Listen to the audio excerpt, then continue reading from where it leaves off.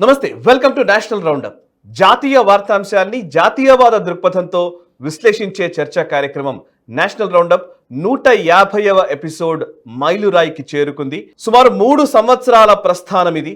3 సంవత్సరాల్లో అసలు నిజానికి చెప్పాలంటే ఎక్కడా కూడా ఒక వారం కూడా గ్యాప్ ఇవ్వకుండా 150 వారాల పాటు ఈ నేషనల్ రౌండప్ ప్రోగ్రామ్ని ఇంత సక్సెస్ఫుల్గా నడిపిస్తున్నటువంటి, మనకి ఎంతో సమాచారాన్ని అందిస్తూ తమ విశ్లేషణల ద్వారా తమ అనుభవ సారాన్ని మనతో పంచుకుంటున్నటువంటి సీనియర్ జర్నలిస్ట్ సురేష్ కొచ్చాట్లి గారు ప్రస్తుతం మనతో ఉన్నారు. నమస్కారం సార్. నమస్కారం సాయి గారు. సురేష్ కొచ్చాట్లి గారి పాత్ర గురించి వారు నిజానికి ప్రతి వారం వారు పెడుతున్నటువంటి టైం కానివ్వండి, ఈ నేషనల్ రౌండప్లో ఏ టాపిక్స్ డిస్కస్ చేయాలి, ఏ టాపిక్స్ గురించి మాట్లాడితే ప్రజలకు ఏ అంశాలు మనం చెప్పాల్సి ఉంటుంది అని చాలా స్పష్టంగా ఒపీనియన్స్తో కూడినటువంటి ఒక విశ్లేషణని సురేష్ కొచ్చాట్లి గారు అందిస్తున్నారు. అండ్ మీ ఆదరాభిమానాలతో నేషనల్ రౌండప్ 150వ ఎపిసోడ్కు చేరుకుంది. ఇది నిజానికి చిన్న అంశమేం కాదు, ఎందుకంటే ప్రసార మాధ్యమాలన్నింటిలో నేను చూస్తున్న సిరీస్ ఆఫ్ ఎపిసోడ్స్ ఒక స్టేజ్కి వచ్చిన తర్వాత ఒక మొనాటనస్ ఫీలింగ్ రావడమో, లేకపోతే ఒక స్టేజ్కి వచ్చిన తర్వాత ఇంకా దాన్ని చేయలేని పరిస్థితి రావడమో చూస్తాం. కానీ బట్ నేషనల్ రౌండప్కి, గ్లోబల్ రౌండప్కి, లేదా నేషనల్ స్టబ్లో వస్తున్నటువంటి మిగతా రౌండప్స్కి కూడా ఒక అదే ఆదరణ కన్సిస్టెంట్గా ప్రేక్షక లోకం నుంచి వస్తోంది. నిజానికి దానికి ఫస్ట్ అందరికీ కూడా పేరు పేరున ధన్యవాదాలు. అండ్ ఈ ప్రోగ్రామ్ ఇంత సక్సెస్ఫుల్గా నడవడానికి కారకులైనటువంటి సురేష్ కొచ్చాట్లి గారికి first really thank you very much sir. I just need your blessings. నేను ఒక చిన్న చిరు సత్కారం చిన్నగా. Thank you sir.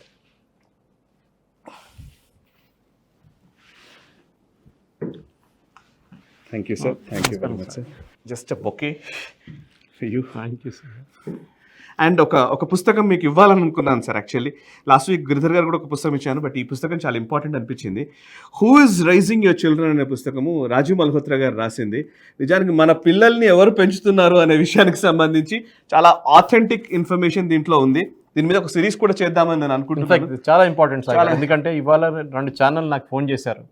Monday Tuesday రోజు ఒక డిబేట్ పెట్టుకుందాం సురేష్ గారు. మేఘాలయలో జరిగిన మర్డర్, ఒక న్యూలీ వెడెడ్ కపుల్ అక్కడ వెళ్ళి మర్డర్ జరిగింది. వాళ్ళ ఫ్యామిలీ వాళ్ళని కరెక్ట్గా రేస్ చేశారా లేదా అమ్మాయిని, దానికోసం ఆమె ఇట్లా చేసిందా అని చెప్పి ఒక ఒపీనియన్ చెప్తున్నారు. Suddenly struck me also. Yes, who is raising our children. Yes, very important, చాలా ఇంపార్టెంట్ విషయము. అండ్ నిజానికి ప్రపంచ శక్తులు ఎలా పనిచేస్తున్నాయి, మన పిల్లల మీద ఎలా ప్రభావం చేస్తున్నాయని. Thank you sir garu. Thank you very much. Rajiv Malhotra ji is a very famous person. Thank you. Yes, and దీని మీద మనమే ఒక సిరీస్ కూడా చేయాలి డెఫినెట్గా, ఎందుకంటే చాలా ఇంపార్టెంట్. ఎందుకంటే మనం ఒక ట్రాజడీ జరిగిన తర్వాతనో, లేకుంటే ఎవరైనా బిహేవ్ చేసిన తర్వాతనో, ఎవరినైనా చంపిన తర్వాత మనం అనలైజ్ చేస్తున్నప్పుడు వాళ్ళ ఫ్యామిలీ బ్యాక్గ్రౌండ్కి వెళ్ళి అనలైజ్ చేయాలి, ఎందుకు చేశారు. చాలా ఇంపార్టెంట్. మన ఐసోలేషన్లో చూస్తాం అనమాట, ఆడు ఇట్లా చేసిండు, ఈయన కొట్టిండు, అంతే అయిపోయింది. కానీ there is a bigger story behind it అనమాట.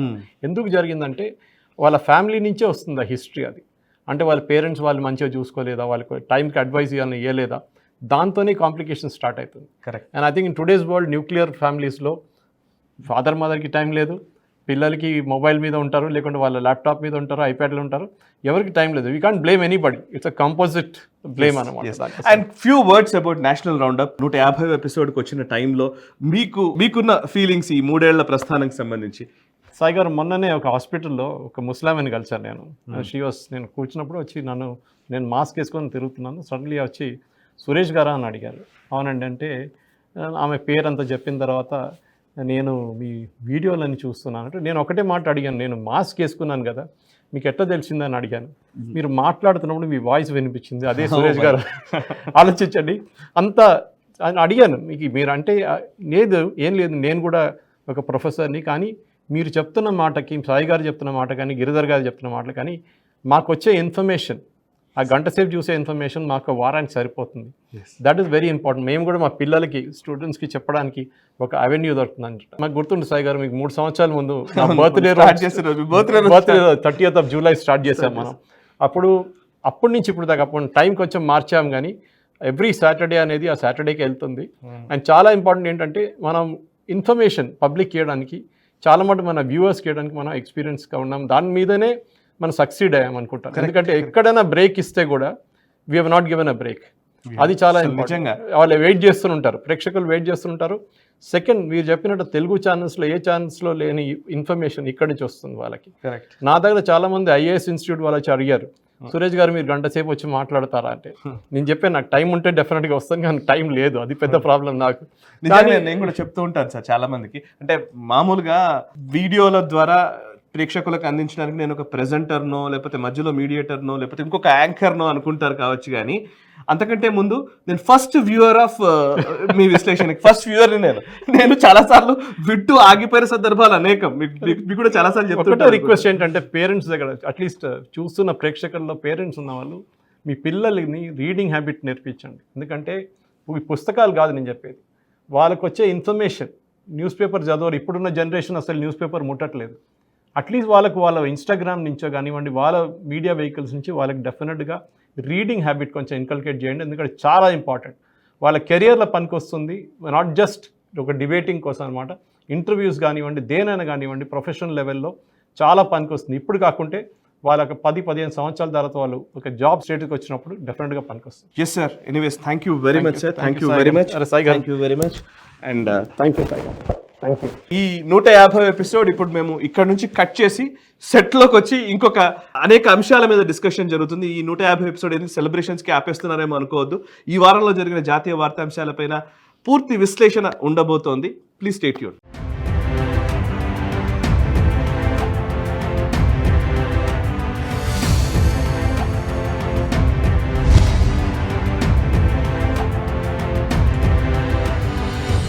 సో రైట్, నేషనల్ రౌండప్ 150వ ఎపిసోడ్లోకి వెళుతున్నాము.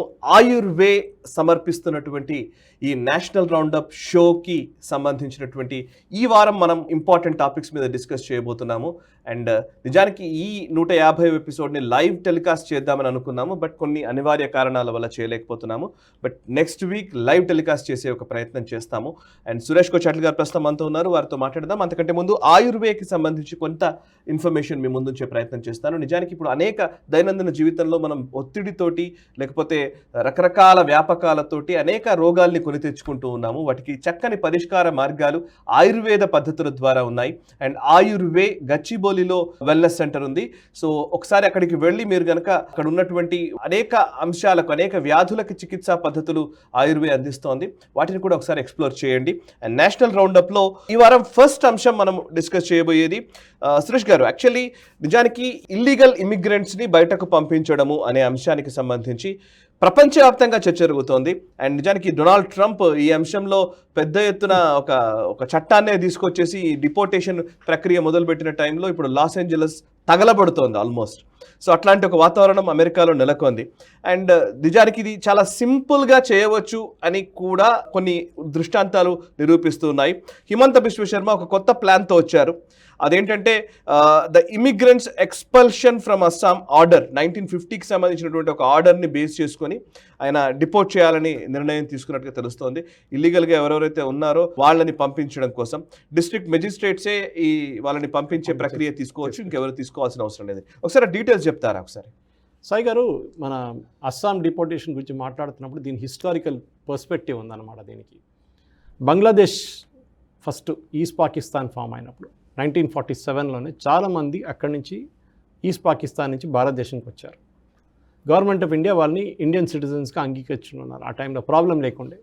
కానీ దాని తర్వాత వచ్చిన ప్రాబ్లం ఎక్కడ వచ్చిందంటే 65 కానివ్వండి, దాని తర్వాత 71 వార్లో చాలామంది బంగ్లాదేశ్ నుంచి ముస్లింలు కానివ్వండి, హిందువులు కానివ్వండి ఇటువైపు వచ్చి ఇండియాకు వచ్చేసారు. దాంట్లో స్పెషల్లీ వెస్ట్ బెంగాల్ కానివ్వండి, అస్సాం వైపు వెళ్ళారన్నమాట. మీకు గుర్తుంటుంది సాయి గారు, పెద్ద ఒక అజిటేషన్ జరిగింది అస్సాంలో.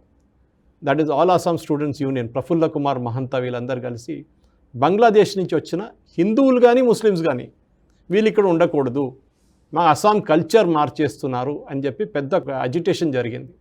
చాలామంది చనిపోయారు దాంట్లో రాజీవ్ గాంధీ గారు అండ్ ప్రఫుల్ల కుమార్ మహంతా వీళ్ళిద్దరు వచ్చి ఒక సంతకం చేసి అగ్రిమెంట్ చేశారు. ఏంటంటే అక్కడ ఉన్న వాళ్ళని ఒక ట్రిబ్యునల్ని ఫామ్ చేసి ఎవరిని పంపించాలో అక్కడి నుంచి మిగతా స్టేట్స్కి పంపిద్దామని చెప్పి. ఎందుకంటే కట్ ఆఫ్ 71 వార్ పెట్టుకుందాం, 71 కట్ ఆఫ్ పెట్టుకొని 71 తర్వాత వచ్చిన వాళ్ళని రిటర్న్ బంగ్లాదేశ్ పంపించాలి, మిగతా వాళ్ళని భారతదేశంలో మిగతా స్టేట్స్లో అడ్జస్ట్ చేసుకోవాలని చెప్పారు. కానీ జరగలేదు అది. ఆ అగ్రిమెంట్ ఫెయిల్ అయింది. ఎందుకంటే చాలామంది ఒకసారి వచ్చి సెటిల్ అయిన తర్వాత వాళ్ళు అక్కడి నుంచి మూవ్ కావడానికి, అసలు అక్కడి నుంచి జరగడానికి వాళ్ళు అంగీకరించలేదు. స్పెషల్లీ మీరు చూడండి, 21 కాన్స్టిట్యున్సీలు సాయి గారు అస్సాంలో ముస్లిం డామినేటెడ్ ఉంది ఇప్పుడు. ఏఐయుడిఎఫ్ బద్రుద్దీన్ అజ్మల్ ఖాన్ ఆయన గుర్తుంది మీకు. ఆయన ఉన్న కాన్స్టిట్యున్సీ ఈవెన్ ఇక్కడ నుంచి ఓవైసీ వెళ్ళి పోటీ చేశారు అక్కడ. అది కూడా చేశారు. ఎంఐఎం వాళ్ళు కూడా వెళ్ళారు అక్కడ. ఎక్కువ ఓట్లు రాలేదు కానీ వెళ్ళి చేశారు. ఎందుకంటే ఇప్పుడు అస్సాంలో ప్రొఫైల్ మారిపోతుంది. ఇది అంటే డెమోగ్రఫిక్ ప్రొఫైల్ మారిపోతుంది. మన జార్ఖండ్ గురించి మాట్లాడాం, మనకు గుర్తుంటుంది. చాలామంది అక్కడ వెళ్ళి సెటిల్ అయ్యి జార్ఖండ్ది ట్రైబల్ పాపులేషన్ స్టేట్ మార్చేస్తున్నారని చెప్పేసి జార్ఖండ్ హైకోర్టు చెప్పారు. కానీ దీనికి ఒక హిస్టారికల్ పర్స్పెక్టివ్ తీసుకున్న తర్వాత దాంట్లో ఎన్ఆర్సీ ఫస్ట్ ఎన్ఆర్సీ తీసుకొచ్చింది అస్సాంలో సాయి గారు. నేషనల్ రిజిస్టర్ ఫర్ సిటిజన్స్ పెట్టి అస్సాంలో ఉన్న వాళ్ళని అస్సాంలో చెక్ చేసి వాళ్ళ సర్టిఫికెట్ కానీ వాళ్ళ బర్త్ సర్టిఫికెట్స్ కానీ వాళ్ళ ఫ్యామిలీ బర్త్ సర్టిఫికెట్స్ కానీ అంతా చెక్ చేసిన తర్వాత వాళ్ళని చాలామందిని దాని నుంచి డిటెన్షన్ సెంటర్స్కి పంపించారు. కానీ చాలా పెద్ద ప్రొసీజర్స్ అయ్యాయి. దాని తర్వాత వాళ్ళు ట్రిబ్యునల్ దగ్గర వెళ్తారు. ట్రిబ్యునల్లో ఫెయిల్ అయితే వీళ్ళని వాళ్ళు హైకోర్టుకి వెళ్తారు. వాళ్ళు అస్సాం గవర్నమెంట్ ఏమంటున్నారంటే పాత ఒక రూల్ ఉంది ఒకటి, expulsion from Assam order, immigrants expulsion from Assam order 1950. ఆ ఆర్డర్ ప్రకారం డిస్ట్రిక్ట్ మెజిస్ట్రేట్స్ ఒక ఎక్స్పల్షన్ నోటీస్ ఇవ్వచ్చు అనమాట. డైరెక్ట్గా district magistrate can give it, you are expelled from Assam or you expelled from Bharat. అయిపోయింది, వాళ్ళు తీసి బంగ్లాదేశ్లో పడేయాలి. కానీ బంగ్లాదేశ్ తీసుకుంటారా? తీసుకోరు. సో వీళ్ళని డిటెన్షన్ సెంటర్లో పెట్టాల్సి వస్తుంది. ఇప్పుడు సుప్రీంకోర్టు కూడా అదే అడుగుతున్నారు, మీరు ఎందుకు పంపించట్లేదు వీళ్ళని, ఎందుకు వాళ్ళు బంగ్లాదేశ్ తీసుకుంటలేరు వాళ్ళని. బంగ్లాదేశ్ పరిస్థితి అందరికి తెలుసు. వీళ్ళు కూడా అక్కడ వెళ్ళడానికి రెడీగా లేరు, ఎందుకంటే అక్కడ ఎకనామిక్ సిచ్యువేషన్ చాలా దారుణం ఉంది. ఇప్పుడు కాదు, ముందు నుంచి అట్లనే ఉంది. వాళ్ళు బంగ్లాదేశ్కి వెళ్ళట్లేదు. కానీ మన వాళ్ళు ఏంటంటున్నారు, అస్సాంలో మేము వీళ్ళని ఉంచుకోము, మా ఫుడ్ హ్యాబిట్స్ మార్చేశారు, మా రిలీజియస్ హ్యాబిట్స్ మార్చేశారు. అండ్ ప్రఫుల్ల కుమార్ మహంత గారు నిన్న, ఎందుకంటే ఇది పెద్ద ఒక ప్రొసీజర్ సాయి గారు, వీళ్ళు ఎక్స్పెల్ చేయాలంటే యూజువల్ ప్రొసీజర్లో ట్రిబ్యునల్ ఉంటుంది, కోర్టు ఉంటుంది, అన్ని జమేలా ఉంటుంది. నిన్న ప్రఫుల్ల కుమార్ మహంత గారు చాలా మంచి ఒక స్పీచ్ ఇచ్చారు. నేను నా ఫేస్బుక్లో పెట్టాను. ఏం అడిగారంటే 71 వార్లో మనకు ఫస్ట్ ఫుల్ విక్టరీ వచ్చిన తర్వాత మనం ఇందిరాగాంధీ గారు ఆ టైంలో మన దేశంలో ఉన్న ఇల్లీగల్ బంగ్లాదేశీయుల్ని రిటర్న్ పంపించడానికి ఎందుకు వాళ్ళు ఈజీగా అగ్రీ చేస్తుండే ముజిబుర్ రహమాన్ ఆ టైంలో ఎందుకు చేయలేదు? మీకు గుర్తుంటుంది సాయి గారు, ఇది అస్సాం ప్రాబ్లం ఒకటే కాదు, వెస్ట్ బెంగాల్ చూడండి. ఇప్పుడు నిన్న మొన్ననే మనం చూసాం, చాలామంది, ఒక మహిళ నిన్న చూశాను నేను, అది కూడా నా ఫేస్బుక్లో పెట్టాను. వాళ్ళ ఫాదర్ పేరు కేకేఆర్ నైట్ రైడర్స్ అంట రేషన్ కార్డులో. ఐపీఎల్ ఫ్రాంచైజీ పేరు పెట్టుకున్నారు. ఎవరు చెక్ చేస్తున్నారు, ఎవరు ఇష్యూ చేస్తున్నారు? హైదరాబాద్లో మనం చూసాం, ఒక హాస్పిటల్, ఓల్డ్ సిటీలో ఒక హాస్పిటల్ నుంచి 52 బర్త్ సర్టిఫికెట్ ఫేక్గా వచ్చింది. ఎవరు ఇష్యూ చేస్తున్నారు దీన్ని? జిహెచ్ఎంసీ వాళ్ళు ఏం చేస్తున్నారు? మీరు ఒక్కటే స్టేట్లో ఇట్లా ప్రాబ్లం ఉన్నప్పుడు మన ఆంధ్ర కానీ తెలంగాణ కానీ మిగతా స్టేట్ తమిళనాడులో ఎంత చాలా దారుణంగా నడుస్తుంది సాయి గారు బంగ్లాదేశ్ వాళ్ళ ప్రాబ్లం. రోహింగ్యాలు అంటాం మనం, రోహింగ్యా కన్నా పెద్ద థ్రెట్ బంగ్లాదేశ్. రోహింగ్యాలను ఈజీగా ఐడెంటిఫై చేసుకోవచ్చు మీరు, కానీ వీళ్ళని ఐడెంటిఫై చేయలేము. ఎందుకంటే వీళ్ళు మాట్లాడుతూ అట్లనే వాళ్ళ భాష, వాళ్ళ లాంగ్వేజ్. బంగ్లాదేశ్లో ఉన్న వాళ్ళు బంగ్లా మాట్లాడరు, భాష మాట్లాడతారు వాళ్ళు, వాళ్ళ డైలెక్ట్ అలాగ ఉంటుంది. మన దగ్గర కన్స్ట్రక్షన్ సైట్స్కి వెళ్తే హైదరాబాద్లో చాలా మటుకు మీకు కనిపిస్తారు ఇట్లాంటి వాళ్ళు. కానీ దీన్ని ప్రఫుల్ల కుమార్ మహంత టైం నుంచి ఇప్పుడు దాకా హిమంత బిశ్వ శర్మ దాకా వచ్చినప్పుడు సాయి గారు అస్సాం హ్యాస్ టు ఇంప్లిమెంట్. ఎందుకంటే సుప్రీంకోర్టు కూడా చాలా క్లియర్గా చెప్పారు. మీకు గుర్తుంటుంది, కాలిన్ గొన్జాల్వెస్, మన ప్రశాంత్ భూషణ్, కపిల్ సిబ్బల్ గ్యాంగ్లో ఒక మనిషి, ఆయన ఒక పిటిషన్ ఫైల్ చేశారు సుప్రీంకోర్టులో ఒక 2 నెలల ముందు. ఏంటంటే మన ఇక్కడ నుంచి రోహింగ్యాలు తీసుకెళ్ళి అండమాన్ ఐలాండ్స్ తీసుకెళ్ళి వాళ్ళ చిన్న ఐలాండ్ ఉందంట మయన్మార్, అక్కడ పడేస్తున్నాము, అది హ్యూమన్ రైట్స్ వైలేషన్ అని చెప్పి కేసు వేశారు. నీకు ఎవరు చెప్పారా నాయన అంటే, నాకు అక్కడ ఐలాండ్ నుంచి ఒకటి ఫోన్ చేశాడంట, మయన్మార్ ఐలాండ్ నుంచి కాలిన్ గొన్జాల్వెస్కి ఒకటి ఫోన్ చేసినంట, నన్ను ఇక్కడ ఇండియన్ నేవీ తీసుకొచ్చి ఇక్కడ పడేశారు నన్ను అని చెప్పేసి. ఆలోచించండి, మన దేశంలో వీళ్ళని ఉంచుకోవడానికి ఎంతమంది స్పాన్సర్ చేస్తున్నారు. ప్రశాంత్ భూషణ్ కానివ్వండి, మిగతా వాళ్ళు కానివ్వండి. దాని తర్వాత వీళ్ళు కాన్స్టిట్యూషన్ క్లబ్లో ఒక ప్రెస్ కౌన్సిల్ ఆఫ్ ఇండియా పెట్టారు, డిబేట్ ప్రెస్ క్లబ్లో దీని గురించి.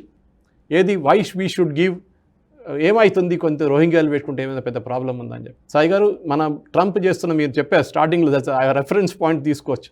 మన భారతదేశంలో ఉన్న పిల్లలు కూడా ఎఫెక్ట్ అవుతుంది, అది మనం ఏం చేయలేము. కానీ వాళ్ళేమంటున్నారు, మా దేశంలో వచ్చిన మెక్సికన్స్ కానివ్వండి, మెక్సికన్స్ వాళ్ళ మేజర్ ప్రాబ్లం మెక్సికన్తో వెనుజువేలన్స్, ఎందుకంటే గ్యాంగ్ మెంబర్స్ వీళ్ళందరూ. కానీ వాళ్ళు ఏమంటున్నారంటే, మా దగ్గర పొలాల్లో పనిచేయడానికి, యూఎస్లో పొలాల్లో పనిచేయడానికి అక్కడ లోకల్స్ పనిచేయరు, ఈ మెక్సికన్స్ వచ్చి పనిచేస్తారు, అది కూడా తక్కువ వేజెస్లో, వాళ్ళకి చాలా తక్కువ డబ్బులు ఇస్తే వాళ్ళు ఈజీగా పనిచేసుకుంటారు అక్కడ. వాళ్ళని పంపిస్తే పొలాలు ఎవరు నడిపిస్తారని అడుగుతున్నప్పుడు యూఎస్ వాళ్ళు అడుగుతున్నారు. అది పెద్ద ప్రాబ్లం అక్కడ. మన దగ్గర కూడా అదే కదా, ఇక్కడ తీసుకొచ్చిన బంగ్లాదేశ్ వాళ్ళని మీరు 100 రూపాయలు తక్కువ డైలీ దీని మీద తీసుకొని మీరు పని చేపిస్తున్నారు. మీరు డెఫినెట్గా I think the time is now come Sai గారు. ఒక ప్రతి స్టేట్, ప్రఫుల్ల కుమార్ మహంత టైం నుంచి చెప్పినట్లు హిమంత బిశ్వ దాకా, హిమంత బిశ్వ శర్మ గారు తీసుకుంటున్న స్టెప్స్ ప్రతి state including Telangana have to take over. లేకుంటే సాయి గారు మొత్తం మన దేశంలోనే మనం నాన్ సిటిజన్స్ అయిపోతాము. మనం అనుకుంటే ఇప్పుడు నవ్వుకుంటాం దాని మీద ఇది ఏముంది ఏం లేదని చెప్పి, కానీ yes there is a danger, చాలా పెద్ద డేంజర్ అది. ఎందుకంటే ఇది చేయకపోతే మన మీద మన ఓటింగ్ పర్సంటేజ్ మారిపోతుంది. అస్సాంలో 21 అసెంబ్లీ సెగ్మెంట్స్లో మెజారిటీ ముస్లిమ్స్ ఉన్నప్పుడు ఎట్లా వాళ్ళకి అయిందని చెప్పి అదే పరిస్థితి మలపురంలో జరిగింది, అదే పరిస్థితి కూర్గ్లో జరుగుతుంది, అదే పరిస్థితి జార్ఖండ్లో జరుగుతుంది. And definitely it will come to Telangana and Andhra Pradesh also definite. కానీ దాన్ని we should send. And Pavan Kalyan garu చాలా మంచి స్టేట్మెంట్ ఇచ్చారు మొన్న, మీరు చూసుంటారు, ట్వీట్ చేశారు that we cannot accommodate this Rohingyas and Bangladeshis అని చెప్పి. I have instructed my police, which is చాలా మంచి మూవ్ అది. తెలంగాణలో చెప్పారు కానీ తెలంగాణలో కాంగ్రెస్ వాళ్ళు భయపడతారు, ఎందుకు వాళ్ళ ముస్లిం ఓట్లు పోతాయని చెప్పి. పవన్ కళ్యాణ్కి ఆ ప్రాబ్లం లేదు, డైరెక్ట్గా చెప్పేశారు I have asked my police to take action. అది కావాలి సాయి గారు, దట్ సంబడి ఎవరైనా ఛాంపియన్ చేయాలి దీనికోసం. అండ్ పవన్ కళ్యాణ్ గారు చేస్తున్నారు. I think it's excellent move. తెలంగాణలో కూడా వీఆర్ డిమాండింగ్ దట్ ఇక్కడున్న రోహింగ్యాలు కానివ్వండి, ఇక్కడున్న బంగ్లాదేశీ వాళ్ళని కన్స్ట్రక్షన్ సైట్లో ఎవరు వాళ్ళు తీసుకొస్తారో వాళ్ళ మీద చర్యలు పెట్టాలని చెప్పి I think Assam government is button అలా, ఈవెన్ మిగతా స్టేట్స్ కూడా తీసుకొస్తున్నారు. ఎవరు వాళ్ళని ఎంప్లాయ్మెంట్ ఇస్తున్నారో ఈ బంగ్లాదేశ్ వాళ్ళ కోసం, ఎవరు రోహింగ్యాలను ఎంప్లాయ్మెంట్లో పెట్టుకుంటారో ఆ కాంట్రాక్టర్ని కూడా కేసులో ఇరికించాలి. అది డెఫినెట్గా జరగాల్సింది సార్ గారు. మరొక హృదయ విదారకమైనటువంటి సంఘటన సార్. నిజానికి ఇవన్నీ కూడా ముంబైలో ఎప్పుడు కూడా మెట్రో ట్రైన్స్లో ఎంత హడావిడి ఉంటుంది అనేది మనం సోషల్ మీడియాలో విజువల్స్ చూస్తూనే ఉంటాం. మనం వెళ్ళినప్పుడు అసలు మనం ఎక్కాల్సిన అవసరం లేకుండానే వాళ్ళే తోసేసి లోపలికి పడేస్తూ ఉంటారు. సో కానీ మొన్న జరిగినటువంటి ఒక 10 మంది ఒకటేసారి ఆఫ్టర్ ఈ ప్యాసింజర్స్ చనిపోయిన సందర్భం మనం చూసాం మొన్న ముంబై మెట్రో ట్రైన్స్లో. అంటే ఇవి అన్ని ప్లేసుల్లో ఈ ప్రాబ్లం ఉంది. ఈవెన్ చెన్నై మెట్రోలో ఇట్లాంటి ప్రాబ్లమే ఉంది, చాలా ప్లేసుల్లో ఈ ప్రాబ్లమ్స్ ఉన్నాయి. ఈవెన్ జపాన్ లాంటి విజువల్స్ కూడా వస్తూ ఉంటాయి అప్పుడప్పుడు మనకు. జపాన్ విజువల్స్ లోపలికి తోసి ఒక వ్యక్తి ఉండి మరీ తోసి క్లోజ్ చేయాల్సిన పరిస్థితి. అందరికీ హడావిడే, అందరూ ఆఫీస్లోకి వెళ్ళాలి, అందరూ బిజీ లైఫ్లోనే ఉన్నారు. కానీ మృత్యువు ఎలా కబలిస్తుందో తెలియని పరిస్థితులు ఉన్నాయి. దీనికి సొల్యూషన్స్ లేవా? ముంబై లాంటి ఒక సిటీ సాయి గారు, స్టేట్ యాక్చువల్. ఎందుకంటే almost state. Mumbai municipal corporation budget మన దగ్గర చాలా మట్టి స్టేట్స్ కన్నా ఎక్కువ బడ్జెట్ ఉంది వాళ్ళకి, మున్సిపల్ కార్పొరేషన్కి ఒకటే. ముంబై ఒక ల్యాండ్ ఆఫ్ ఆపర్చునిటీ, ఎవరు వెళ్తే అక్కడ పని చేసుకోవచ్చు, ఎవరికైనా జీతం వస్తుంది, ఎవరైనా చేసుకోవచ్చు అని చెప్పి మనం ఎక్కడి నుంచి అయినా యూపీ బీహార్ నుంచి మన వైపు నుంచి చాలామంది ముంబైకి వెళ్తారు. Mumbai is bursting at it seems గారు. ఒక టైంలో బాలాసాహెబ్ థాకరే చెప్పినప్పుడు అప్పుడు ఆయన మీద కోపడ్డాం, Mumbai cannot take this money అని చెప్పి చాలామందిని అప్పుడు కొట్టి పంపించారు అక్కడి నుంచి. కానీ మనం చేయలేదు సాయి గారు. యాజ్ పర్ స్టాటిస్టిక్స్ మన జరిగిన దాంట్లో 12 మంది చనిపోయారు సాయి గారు. మనం చూసాం, అది చాలా దారుణం. ఎందుకంటే 2 ట్రైన్లు పక్కన పోతుంటే ఇక్కడి నుంచి హ్యాంగ్ చేస్తున్నారు, ఇక్కడి నుంచి కొట్టేసారు, కింద పడిపోయారు. ముంబైలో ప్రతిరోజు ఇది కాకుండా 11 మంది ట్రైన్ దుర్ఘటనలు చనిపోతారు డైలీ. 11 మంది ముంబైలో, 2 సెంట్రల్ అండ్ వెస్టర్న్లో 11. ఇన్ఫ్యాక్ట్ లాస్ట్ 20 సంవత్సరాల్లో 52,000 మంది చనిపోయారు, 52,000 పీపుల్. ఆలోచించండి సాయి గారు, ఇది పరిస్థితి అన్నమాట. సో ఇది మీరు దీన్ని చేంజ్ చేయడానికి ఏం చేస్తారు? ఒకటి అండర్ గ్రౌండ్ వెళ్ళాలి. ఎందుకంటే Mumbai is an island technically. ఒకవైపు సీ సాయి గారు, అవును, ఇంకొక వైపు కొండలు, ఓకే, వెస్టర్న్ ఘాట్స్ది. సో మీకు ఉన్నది ఏంటి ఆపర్చునిటీ అంటే చిన్న నేరో స్ట్రెచ్. సౌత్ ముంబై నుంచి మీరు తానే ఇప్పుడు పూణే దాకా వెళ్తున్నారు, ట్రావెల్ చేయడానికి రెడీగా ఉన్నారు. మన దగ్గర అర్ధగంట ట్రావెల్ చేయరా అంటే ఏడుస్తారు. మన దగ్గర ముంబైలో గంటన్నర ఇది ఒకటే చేయి పెట్టుకొని నిలబడి పేపర్ చదువుకుంటారు, క్రాస్ వర్డ్ చేసుకుంటారు, చదువుకుంటారు బుక్లు, కానీ they will travel, they don't complaint. Mumbai మెచ్చుకోవాలి సరిగా, వాళ్ళు దే విల్ వాక్. బస్ నుంచి మన దగ్గర మెట్రో కావాలంటే ఎందుకు మెట్రోలో వెళ్ళట్లేదు అంటే మా ఇంటి పక్కన మెట్రో ఆపట్లేదని చెప్తారు మన వాళ్ళు హైదరాబాద్లో. ముంబైలో ప్రాబ్లం లేదు, నడుచుకుంటూ వెళ్తారు వాళ్ళు వెళ్ళి, and then they will get into train and go. కానీ సాయి గారు మీకు చెప్పినట్ల ముంబై లోకల్ ట్రైన్స్ అనేది ఒక జోక్ అయిపోయింది. ఎందుకంటే మీరు నిలబడితే చాలు మిమ్మల్ని ఎత్తుకెళ్తారు లోపలికి. కానీ ఎన్ని రోజులు సాయి గారు? ఎందుకంటే దీనికి ఒక సొల్యూషన్ ఉండాలి. ప్రాబ్లం ముంబైలో ఏంటంటే 8 లైన్ ట్రాక్స్ ఉన్నాయి ఇప్పుడు, ఇంకా ఎక్స్పాన్షన్ అక్కడ చేయలేము. చాలా లిమిట్, ఎక్కువ ప్లాట్ఫామ్స్ ఉన్నాయి, మ్యాక్సిమం ప్లాట్ఫామ్స్ ఉన్నాయి. చాలా మటుకు ట్రైన్స్ ఇంట్రొడ్యూస్ చేశారు. కానీ ఇప్పుడు మెట్రో తీసుకొస్తున్నారు. మెట్రో కొంచెం క్రౌడ్ తీసుకుంటుంది ఇప్పుడు అండర్ గ్రౌండ్ మెట్రోలో, అది కొన్ని క్రౌడ్ని గ్రాప్ చేసుకుంటుంది. కానీ దీనికి లాంగ్ టర్మ్ సొల్యూషన్ సాయి గారు సిటీని డీకంజెస్ట్ చేయడము, సిటీ నుంచి కొత్త యూనిట్లు సిటీలో పెట్టనీయకూడదు, సిటీ బయట ఉండాలి. కానీ మనం తెలుసు అందరికీ Mumbai is a financial capital. ముంబైలోనే మ్యాక్సిమం ఇండియాలో ఇన్కమ్ ట్యాక్స్ కట్టేది ఒక సిటీ ముంబై. అట్లాంటి ఒక సిటీ నుంచి మీరు ఎవరిని పంపించలేరు. It becomes a big political issue also. కానీ దానికి సొల్యూషన్ ఏంటి? ఎందుకంటే ఉండడం కూడా మీరు చూసుంటారు, ధారావి స్లమ్ అంటాం మనం. ధారావిలో ఉన్న పాపులేషన్ సాయి గారు ఎంత, ఇప్పుడు ధారావి రీడెవలప్మెంట్ నడుస్తుంది, లక్షల కోట్ల మంది ఉంటారు అక్కడ ఆ ఏరియాలో. So what is the solution? చిన్న 10x10లో 4-5 ఉంటారు సాయి గారు. మన హైదరాబాద్లో అట్లీస్ట్ ఒక డీసెంట్ అకామిడేషన్ మీకు దొరుకుతుంది, కానీ అక్కడ లేదు. కానీ ఇదే పరిస్థితి హైదరాబాద్ కానివ్వండి, రేపు బెంగళూరులో ఆల్రెడీ జరుగుతుంది. మనకు తెలిసి బెంగళూరు ట్రాఫిక్ జామ్ అనగానే లెజెండరీ ట్రాఫిక్ జామ్స్ అక్కడ. కానీ అదే టైంలో హైదరాబాద్లో ఇప్పుడైనా 5 లక్షల మంది మెట్రోలో వెళ్తున్నారు. కానీ దాని ఫ్యూచర్ ఎక్స్పాన్షన్ ఏంటి? మన షామీర్పేట వైపు, మెడ్చల్ వైపు 2 ట్రాక్స్ వేస్తున్నాం మెట్రోది, గుడ్ థింగ్. ఎయిర్పోర్ట్ వైపు వేస్తున్నాం. కానీ అది కూడా కాదు. టుమారో అగైన్ మీరు 20 సంవత్సరాలు ఆలోచించండి. మీరు ఔటర్ రింగ్ రోడ్ వేసినట్లనే you have to start thinking. Mumbai solution ఇప్పుడు ఏమంటున్నారు సాయి గారు అంటే, మేము కొత్త ట్రైన్స్ తయారైస్తున్నారు, ఇప్పుడు డోర్స్ పెట్టబోతున్నాం అంటున్నారు అక్కడ. ఎందుకంటే డోర్ పెడితే అయినా కొంతమంది బయటకు పడరు, అది లాజిక్. కానీ మీరు చెప్పినట్లు జపాన్ లాగా అందరిని లోపల పుష్ చేయాల్సి వస్తుంది, ట్రైన్ అప్పుడే స్టార్ట్ అవుతుంది. లాంగ్ టర్మ్ సొల్యూషన్ సాయి గారు సిటీని డీకంజెస్ట్ చేయాల్సిందే. చాలా మట్టుకు థానే వైపు కానివ్వండి, ముందు థానే అంటే అవుట్స్కర్ట్స్ ఉండే, ఇప్పుడు థానే ముంబై సిటీలో అయిపోయింది. ఓకే, మీరు పవై తీసుకుంటే అక్కడ కూడా ముందు అవుట్ ఉండే, అది కూడా ఇప్పుడు లోకల్ వచ్చేస్తుంది. నవీ ముంబై అవుట్ సైడ్ ముంబై, ఇప్పుడు సిటీ లోపల వచ్చేస్తుంది. నవీ ముంబైలో కొత్త ఎయిర్పోర్ట్ వస్తుంది, డెఫినెట్లీ ఇక్కడ డీకంజెస్ట్ చేస్తుంది. కొత్త ఛత్రపతి శివాజీ టర్మినస్ అక్కడ తగ్గిపోతుంది, అక్కడ ఉన్న ఎయిర్పోర్ట్ తగ్గిపోతుంది క్రౌడ్. కానీ మీరు ఒక 20 సంవత్సరాల తర్వాత ఆలోచించండి ముంబై సంగతి ఏంటనేది. ఇప్పుడు కూడా చెప్తాను సాయి గారు, వాళ్ళ ఎంటర్ప్రినర్షిప్ కానీ వాళ్ళ స్టైల్ ఆఫ్ లివింగ్ మెచ్చుకుంటాను సాయి గారు. Mumbai crowd is different. వాళ్ళు దేని గురించి కంప్లైంట్ చేయరు. వాళ్ళు పాపం కష్టపడి ఏదో ట్రైన్లు ఎక్కి ఎట్లా వెళ్ళి గంటన్నర నిలబడి పని చేసుకుని మళ్ళీ ఈవినింగ్ వచ్చి మళ్ళీ గంటన్నర నిలబడి ప్రయాణం చేస్తారు. మన దగ్గర చాలామంది ప్రేక్షకులు ఉంటారు అక్కడ. Definite hats off to those people. మిగతా ఏ సిటీ కూడా ఇట్లా బౌన్స్ బ్యాక్ చేశారు. ఎంత పెద్ద వర్షం పడినా, ఏ బాంబ్ బ్లాస్ట్ జరిగిన 3వ రోజు they are back on the feet. Definite they are great. But దానికోసం మనం, ఎందుకంటే ఇప్పుడు మనం చూస్తున్నాం ముంబైలో వెస్టర్న్ రైల్వే ఒకరోజు 35 లక్షల మంది ప్యాసింజర్స్ని తీసుకొస్తున్నారు. Central railway is carrying 40 lakh passengers. వీళ్ళిద్దరు కలిసి 75 లక్షల మంది ప్యాసింజర్స్ని క్యారీ చేస్తున్నారు. హైదరాబాద్ సిటీ పాపులేషన్ మన దగ్గర అదే టైంలో మన హైదరాబాద్ మెట్రో 5 లక్షల ప్యాసింజర్స్ని క్యారీ చేస్తారు. అది కూడా ఫుల్ అంటున్నారు. ఫుల్ క్యారీ చేస్తే కూడా 5 లక్షల మంది. పీక్ అవర్లో కూడా ఫుల్ అంటున్నారు. పీక్ అవర్లో ఫుల్ ఉంటుంది. ఇప్పుడు ఆలోచించండి, 75 లక్షల మంది ప్యాసింజర్స్ని క్యారీ చేస్తే నెక్స్ట్ ఇయర్ డెఫినెట్ అది 80 అవుతుంది. డైలీ వెస్టర్న్ రైల్వేలో 94 ట్రైన్స్ డైలీ. సెంట్రల్ రైల్వేలో 1800 ట్రైన్స్, 1800 ట్రైన్స్. ఆలోచన 2 కలుపుకోండి. Again you're talking 4000 trains, close to 4000 trains. ఇంకా ఎక్కడ నడిపిస్తారు సాయి గారు? ఇంకా ఎక్కువ చేయలేము. You have to only go under ground వెళ్తున్నారు. ఇప్పుడు ఓవర్ గ్రౌండ్ కొన్ని ప్లేసెస్లో ఉన్నాయి. ముంబైలో స్టార్ట్ చేశారు మెట్రో అక్కడ కూడా. కానీ యూ హ్యావ్ టు ఒక సిటీని డీకంజెస్ట్ చేయడం అంత ఈజీ కాదు. 75 లక్షల మందిని ట్రైన్లో ఒక్కటే తీసుకెళ్తున్నారు. బస్సు పక్కన పెట్టండి, BEST లాంటిది. పర్సనల్ ట్రాన్స్పోర్ట్ పక్కన పెట్టండి, ఇప్పుడున్న మెట్రో పక్కన పెట్టండి. This is humongous. మీరు ఇన్ని యాక్సిడెంట్ ఇంతే జరుగుతుంది కాదా అని కూడా అడగొచ్చు. ఇంకా ఎక్కువ ఎందుకు జరగట్లేదు? 75 లక్షల మంది ట్రావెల్ చేస్తున్నాడు, 11 మంది చనిపోతున్నారు కదా అని కొంతమంది అడిగేటోళ్ళు ఉంటారు. కానీ ఈ లైన్ క్రాసింగ్ ఏది, మన ట్రాక్ క్రాసింగ్, మన దగ్గర హైదరాబాద్లో కూడా ఉంది హ్యాబిట్. అది ట్రాక్ క్రాస్, ట్రైన్ రాదు కదా అని చెప్పి ట్రాక్ క్రాస్ చేస్తారు.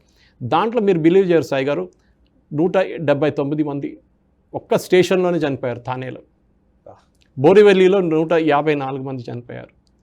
థానే 2024లో 151. మళ్ళీ I'm talking the new figure 23-25కి వచ్చినప్పుడు. డెఫినెట్గా అక్కడ కూడా ఫుట్ ఓవర్ బ్రిడ్జెస్ పెట్టారు. ఫుట్ ఓవర్ బ్రిడ్జ్ నుంచి క్రాస్ చేయరు. కానీ మన వాళ్ళు ఇండియన్స్కి సివిక్ సెన్స్ అనేది లేదు. Let us be very clear about it. పక్కన ఎస్కలేటర్ పెట్టి మీరు ఫుట్ ఓవర్ బ్రిడ్జ్ పెడితే కూడా కింద నుంచి నడుచుకుంటూ పోతుంది. మనం గ్రీన్లాండ్స్ దగ్గర చూడండి, గ్రీన్లాండ్స్ దగ్గర రోడ్ మీద ఇంత మంచి ఫుట్ ఓవర్ బ్రిడ్జ్ కట్టారు, దాంట్లో లిఫ్ట్ పెట్టారు. కానీ అందరు రోడ్ నుంచి క్రాస్ చేస్తారు. యాక్సిడెంట్లు అవుతుంది, మళ్ళీ ఏడుస్తారు, అరే యాక్సిడెంట్ అయిందని చెప్పి. ఎందుకు? మీకు కట్టింది ఉంది కదా, అరే అక్కడ దాకా నడవాలి కదా, ఇంకా 10 feet నడవాలి. ముంబై వాళ్ళు 3 కిలోమీటర్లు 2 కిలోమీటర్లు నడుస్తారు సాయి గారు, వాళ్ళకి ప్రాబ్లమే లేదు. అప్పుడు కూడా పాపం వాళ్ళని ఇట్లా ట్రీట్ చేస్తున్నాం మనం. Thus definitely Mumbai deserves a better life. ఎందుకంటే ప్రాబ్లం ఇక్కడ సౌత్ ముంబైలో వెళ్ళాలంటే మీకు ట్రైనే తీసుకోవాలి, మీరు పర్సనల్ ట్రాన్స్పోర్ట్ తీసుకోలేరు. If you're staying in central or if you're staying in Thane also. Lifeline Mumbai local train ఒకరోజు 10 నిమిషాలు ఆగిపోతే, ఏదైనా ఎలక్ట్రికల్ డిస్టర్బెన్స్, ఏదైనా ప్రాబ్లం, డీరైల్మెంట్ అయితే మొత్తం అప్సెట్ అయిపోతుంది. అందరు ఆఫీస్కి లేట్ వెళ్తారు ఆ రోజు. So we have to find a solution. ఎందుకంటే ఇది ఒక అర్బన్ ప్రాబ్లం. కానీ ముంబై వాళ్ళని అది ముంబైలో ఉంది కదా మనకేం పోయిందని అడగాలి, తప్పు. It has to be, it's our problem. మనం చూసుకొని ముంబైట్స్ని ఈ చెప్పినట్ల కొత్త అక్కడున్న గవర్నమెంట్ కూడా చూస్తున్నారు ఏం చేయాలని. కానీ ఒక లాంగ్ టర్మ్ సొల్యూషన్లో only ways to go under ground side. సరే, ఇక మరొక అంశము చిరాగ్ పాస్వాన్కి సంబంధించిన స్టోరీ. దానికి బీహార్ ఎలక్షన్స్లో వేడి మొదలైంది. ఎలక్షన్స్ ఆల్రెడీ ఎలక్షన్ సంవత్సరంలోకి అడుగు పెట్టారు కాబట్టి ఇంకా ఈ సంవత్సరంలో ఎలక్షన్ నిర్వహించాలి కాబట్టి బీహార్లో హాట్ వాతావరణమే ఉంది. అటు లాలూ ప్రసాద్ యాదవ్ తనయుడు తేజస్వి యాదవ్, ఇంకోవైపు నితీష్ కుమార్, ఇప్పుడు చిరాగ్ పాస్వాన్కి సంబంధించినటువంటి పాత్ర గురించి కూడా చర్చలు మొదలయ్యాయి. ఆల్రెడీ చిరాగ్ పాస్వాన్ ముఖ్యమంత్రి అభ్యర్థి అవుతారా అనే ఒక చర్చ కూడా సడన్ గా వచ్చింది. ఇది నిజంగా ఇది జస్ట్ ఓకే స్పెక్యులేషన్ మాత్రమేనా, లేకపోతే ఏమైనా ఛాన్స్ ఉందా? చిరాగ్ పాస్వాన్ ని గనక ముఖ్యమంత్రి అభ్యర్థిగా ముందుకు దింపే అవకాశాలు ఎంతవరకు ఉన్నాయి ఒకసారి చెప్తారా? ఈ ప్రాబ్లం బీహార్లో ఏమొచ్చిందంటే సాయి గారు, బీజేపీకి ఒక చీఫ్ మినిస్టర్ ఫేస్ లేదు. సుశీల్ కుమార్ మోదీ గారు ఉండే దాని ముందు, but he is no longer there. BJP కొత్త ఫేస్ తీసుకురావాలంటే బీహార్లో ఓట్ క్యాచింగ్ మిషన్లో యంగ్స్టర్స్ ఉండాలి. తేజస్వి యాదవ్ ఒక పక్కన తీసుకొచ్చారు, లాలూని కాదు. చూడండి, అదే టైంలో బీజేపీ వైపు ఎన్డీఏలో నితీష్ కుమార్ ఉన్నారు. నితీష్ కుమార్తో టైర్డ్ అయిపోయారు అందరూ. ప్రాబ్లం లేదు, నితీష్ కుమార్ కరప్షన్లో అదేం లేరు, కానీ చూసిన ముఖం చూసిన తర్వాత బోర్ కొడుతుంది మనుషులు. ఒక యంగ్స్టర్ని తీసుకొస్తే ఎట్లా ఉంటుందని. ఒక రాహుల్ గాంధీ 55 సంవత్సరాలు కూడా యంగ్స్టరే, కానీ నితీష్ కుమార్ గారిని మార్చి కొత్త ఫేస్ తీసుకురావాలంటే ఓట్ల ప్రాబ్లం వస్తుంది అక్కడ. ఎందుకంటే డెఫినెట్ బీహార్ అనేది క్యాస్ట్లో నంబర్ 1 ఓటింగ్లో మన అందరికీ తెలుస్తాయి గారు. అక్కడ క్యాస్ట్ బేస్ ఓటింగ్ జరుగుతుంది, అక్కడ డెవలప్మెంట్ కాదు అక్కడ. సో డెఫినెట్లీ ఇప్పుడు ఈ చిరాగ్ పాస్వాన్ చేస్తున్న అదే స్ట్రాటజీ వాళ్ళ ఫాదర్ 2010లో యూజ్ చేశారు లాలూ వ్యతిరేకంగా, అండ్ చాలా మంచిగా పనిచేస్తుంది అప్పుడు. సో డెఫినెట్గా ఒక్కడే వాళ్ళు సపరేట్గా పోటీ చేస్తారా, లేకుంటే as a part of NDA పోటీ చేస్తారా చూడండి. ఎందుకంటే లాస్ట్ టైం వాళ్ళకి లోక్సభకి 5 సీట్లు ఇచ్చారు సాయి గారు, 5 సీట్లు గెలిచారు వాళ్ళు. So there is no issue as such, ఈజీగా కాంటెస్ట్ చేయొచ్చు. కానీ ప్రాబ్లం ఎక్కడ వస్తుందంటే నితీష్ కుమార్కి ప్రాబ్లం వస్తుంది, బీజేపీకి ప్రాబ్లం రాదు. ఎందుకంటే అదే ఓట్స్ కట్ చేస్తున్న నితీష్ కుమార్ వెళ్ళి కట్ చేస్తున్న నితీష్ కుమార్ వాళ్ళ పార్టీ జేడీయూ నుంచి కట్ అవుతుంది, బీజేపీకి ఏ ప్రాబ్లం ఉండకూడదు. సో డెఫినెట్గా ఈ ఎలక్షన్లో మీరు చూస్తున్నారు, ఎందుకంటే ఈ చిరాగ్ పాస్వాన్ చెప్తున్నా ఏంటంటే మేము కావాలంటే అన్ని 234 సీట్లు కూడా మేము పోటీ చేయొచ్చు కావాలంటే అంటున్నారు. కానీ జరగదు అది. Definitely he will contest limit. Already Hajipur నుంచి ఎంపీగా ఉన్నారు, ఇప్పుడు ఈజ్ ఇన్ ద క్యాబినెట్ను. అండ్ డెఫినెట్లీ ఇది ఎందుకంటే ఈ కామెంట్ అందరూ ఏమంటారు, ఒకటి హార్మ్లెస్ జోక్ ఇది. ఎందుకంటే వాళ్ళ పార్టీని కొంచెం రీఎనర్జైజ్ చేయడానికి మేము చేస్తున్నాం అని చెప్తున్నాం. కానీ వాడుకుంటే నా ఒపీనియన్లో సాయి గారు, మా పర్సనల్ ఒపీనియన్, బీజేపీ ఒపీనియన్ నేను చెప్పలేను, కానీ నా పర్సనల్ ఒపీనియన్లో బీజేపీకి ఒక చీఫ్ మినిస్టర్ ఫేస్ లేదు. చిరాగ్ పాస్వాన్ని వాడుకోండి, చిరాగ్ పాస్వాన్ని ముందు పెట్టి తేజస్వి యాదవ్ని కౌంటర్ చేయండి. మీకు ఎక్కువ ఓట్ సీట్లు వస్తే డెఫినెట్గా చిరాగ్ పాస్వాన్కి ఒక 20-30 సీట్లు మీరు ఇవ్వాల్సి వస్తుంది. ఎందుకంటే 5 సీట్లు ఇచ్చారు లోక్సభకి, 5 గెలిచారు వాళ్ళు. So definitely you have to give that credit అనమాట. యంగ్ ఫేస్, చాలా ఎనర్జైజింగ్ ఉన్నారు. అదే టైంలో బీజేపీ వైపు అసలు ఎనర్జీ లేని ఎవరు లేరు. బీజేపీ వైపు మోదీ గారు ఫేస్ పెట్టి మళ్ళీ అక్కడ ఎలక్షన్ కాంటెస్ట్ చేయాల్సి వస్తుంది, అమిత్ షా గారు మేనేజ్ చేయాల్సి వస్తుంది. నితీష్ కుమార్కి ఎనర్జీ లేదు, అది మనం ఈజీగా చూసుకోవచ్చు అనమాట. సో ఈ స్ట్రాటజీ దీనికన్నా ముందు కూడా వాడుకున్నారు. ఎందుకంటే బీహార్ లాంటి ప్లేసెస్ సాయి గారు first election after operation Sindoor ఒక చాలా పెద్ద మెసేజ్ ఉంటుంది. ఎందుకంటే మొన్న కొన్ని సర్వే రిజల్ట్స్ వచ్చినాయి టైమ్స్ నో, దాంట్లో జేవీసీ శ్రీరామ్ వాళ్ళది. మోదీకి చాలా హై యాక్సెప్టెన్స్ ఉంది, 64 నుంచి 82% దాకా యాక్సెప్టెన్స్ ఉంది మోదీ గారికి. అంటే ఇప్పుడు కూడా రాహుల్ గాంధీ 0. ఇప్పుడు లాలూ ఏమంటున్నారంటే మేము 180 సీట్లు పోటీ చేయబోతున్నాం అంటున్నారు. అంటే 234 నుంచి 180 తీసిస్తే 60 సీట్లు మిగులుతుంది మిగతా వాళ్ళకి. దాంట్లో కాంగ్రెస్కి ఇవ్వాలి, ఇంకొక రీజనల్ పార్టీ ఉంది ఇన్సాన్ పార్టీ, వాళ్ళకి ఇవ్వాల్సి వస్తుంది, కమ్యూనిస్టులకి ఇవ్వాల్సి వస్తుంది. కమ్యూనిస్టు చాలా స్ట్రాంగ్ బీహార్లో, ఎస్పెషల్లీ సిపిఐ కాదు, Marxist Leninist, which is part of naxalite movement అన్న. ఇప్పుడు 4 కలిసి పోటీ చేస్తేనే దాని నడిమిట్లో మన ఓవైసీ కూడా ప్రోగ్రెసివ్ ఇంటర్నేషనల్ మీటింగ్ అయింది కదా సార్, అదే వీళ్ళందరూ సిపిఐఎంఎల్ లీడర్ కలిసి. సో ఇక్కడ ఓవైసీ గారు కూడా వెళ్ళారు. ఇప్పుడు ఓవైసీ గారు ఏమంటున్నారు, నేను కూడా పోటీ చేస్తాను. సో వీళ్ళకి భయం వచ్చింది, అరే తిట్టుకున్నారు కదా అదే ఓవైసీ వల్లనే కాంగ్రెస్ పోయింది అని. ఇప్పుడు ఈసారి ఓవైసీని తీసుకొచ్చి ఆయనకు 10 సీట్లు ఇస్తే ఆయన హ్యాపీగా ఉంటారు, మా ఓట్లు కట్ చేయరు, మిగతా సీట్లో పోటీ చేయకూడదు అని చెప్పేసి. కానీ Owaisi is not decided on his plans. And Owaisi గారు బహ్రీన్ అంతా తిరిగి వచ్చిన తర్వాత వీళ్ళందరికీ ఓవైసీ మీద డౌట్ ఉంది. ముందు బీజేపీ బీ టీమ్ అని చెప్పుకున్నారు, ఇప్పుడు బీజేపీ బీ టీమ్ కాదు, బీజేపీ ఏ టీమ్ అయిపోయారు, ఓవైసీ అని చెప్తున్నారు. సో బీహార్లో ఇట్స్ వెరీ ఇంట్రెస్టింగ్ సాయి గారు. కానీ in my opinion face to face కాంటెస్ట్లో చిరాగ్ పాస్వాన్ని పెట్టండి, ఒకవైపు తేజస్విని పెట్టండి. చిరాగ్ పాస్వాన్ ఏ రోజైనా గెలుస్తారు, ఎవరు ఏం చూడరు. చిరాగ్ పాస్వాన్ బీజేపీయా లేకుంటే ఆయన పార్టీయా ఏం చూడరు. డెఫినెట్గా ఐ థింక్ ఒక ఆపర్చునిటీ మూమెంట్ ఇది బీజేపీకి. చిరాగ్ పాస్వాన్ వాడుకోండి. అండ్ ద అనౌన్స్మెంట్ ఆయన చేసింది మొన్న చాలా మటుకు బీజేపీలో కూడా పాజిటివిటీ తీసుకొచ్చింది సార్. Right sir. ఇక నెక్స్ట్ అంశము క్యాస్ట్ సర్వే గురించి మనం మాట్లాడాలి. సిద్ధరామయ్య, కర్ణాటక సీఎం సిద్ధరామయ్య ఒక స్టేట్మెంట్ ఇచ్చారు. నిజానికి క్యాస్ట్ సర్వే కుల గణన అనేది కర్ణాటక ప్రభుత్వం తీసుకున్న నిర్ణయమే కాదు, ఇది సెంట్రల్ పార్టీ తీసుకున్నటువంటి నిర్ణయం, కాంగ్రెస్ హైకమాండ్ తీసుకున్నటువంటి నిర్ణయం అని ఒక స్టేట్మెంట్ ఇచ్చారు.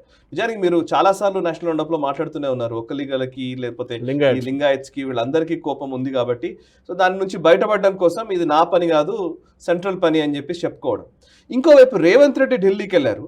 రేవంత్ రెడ్డి ఢిల్లీకి వెళ్ళిన నేపథ్యంలో ఇదేదో కాంగ్రెస్కి సంబంధించినటువంటి ప్రభుత్వంలో మంత్రివర్గ విస్తరణ గురించి కాదు చర్చ, అంతా కూడా కర్ణాటక కులగణన గురించే చర్చ అని రేవంత్ రెడ్డి ప్రెస్ స్టేట్మెంట్ ఇచ్చాడు.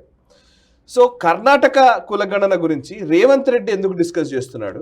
నిజానికి సిద్ధరామయ్య చెప్తున్నట్టుగా ఢిల్లీ అధిష్టానమే మొత్తం నిర్ణయం తీసుకుంటోందా? Rahul గాంధీయే Karnataka government నడుపుతున్నాడా?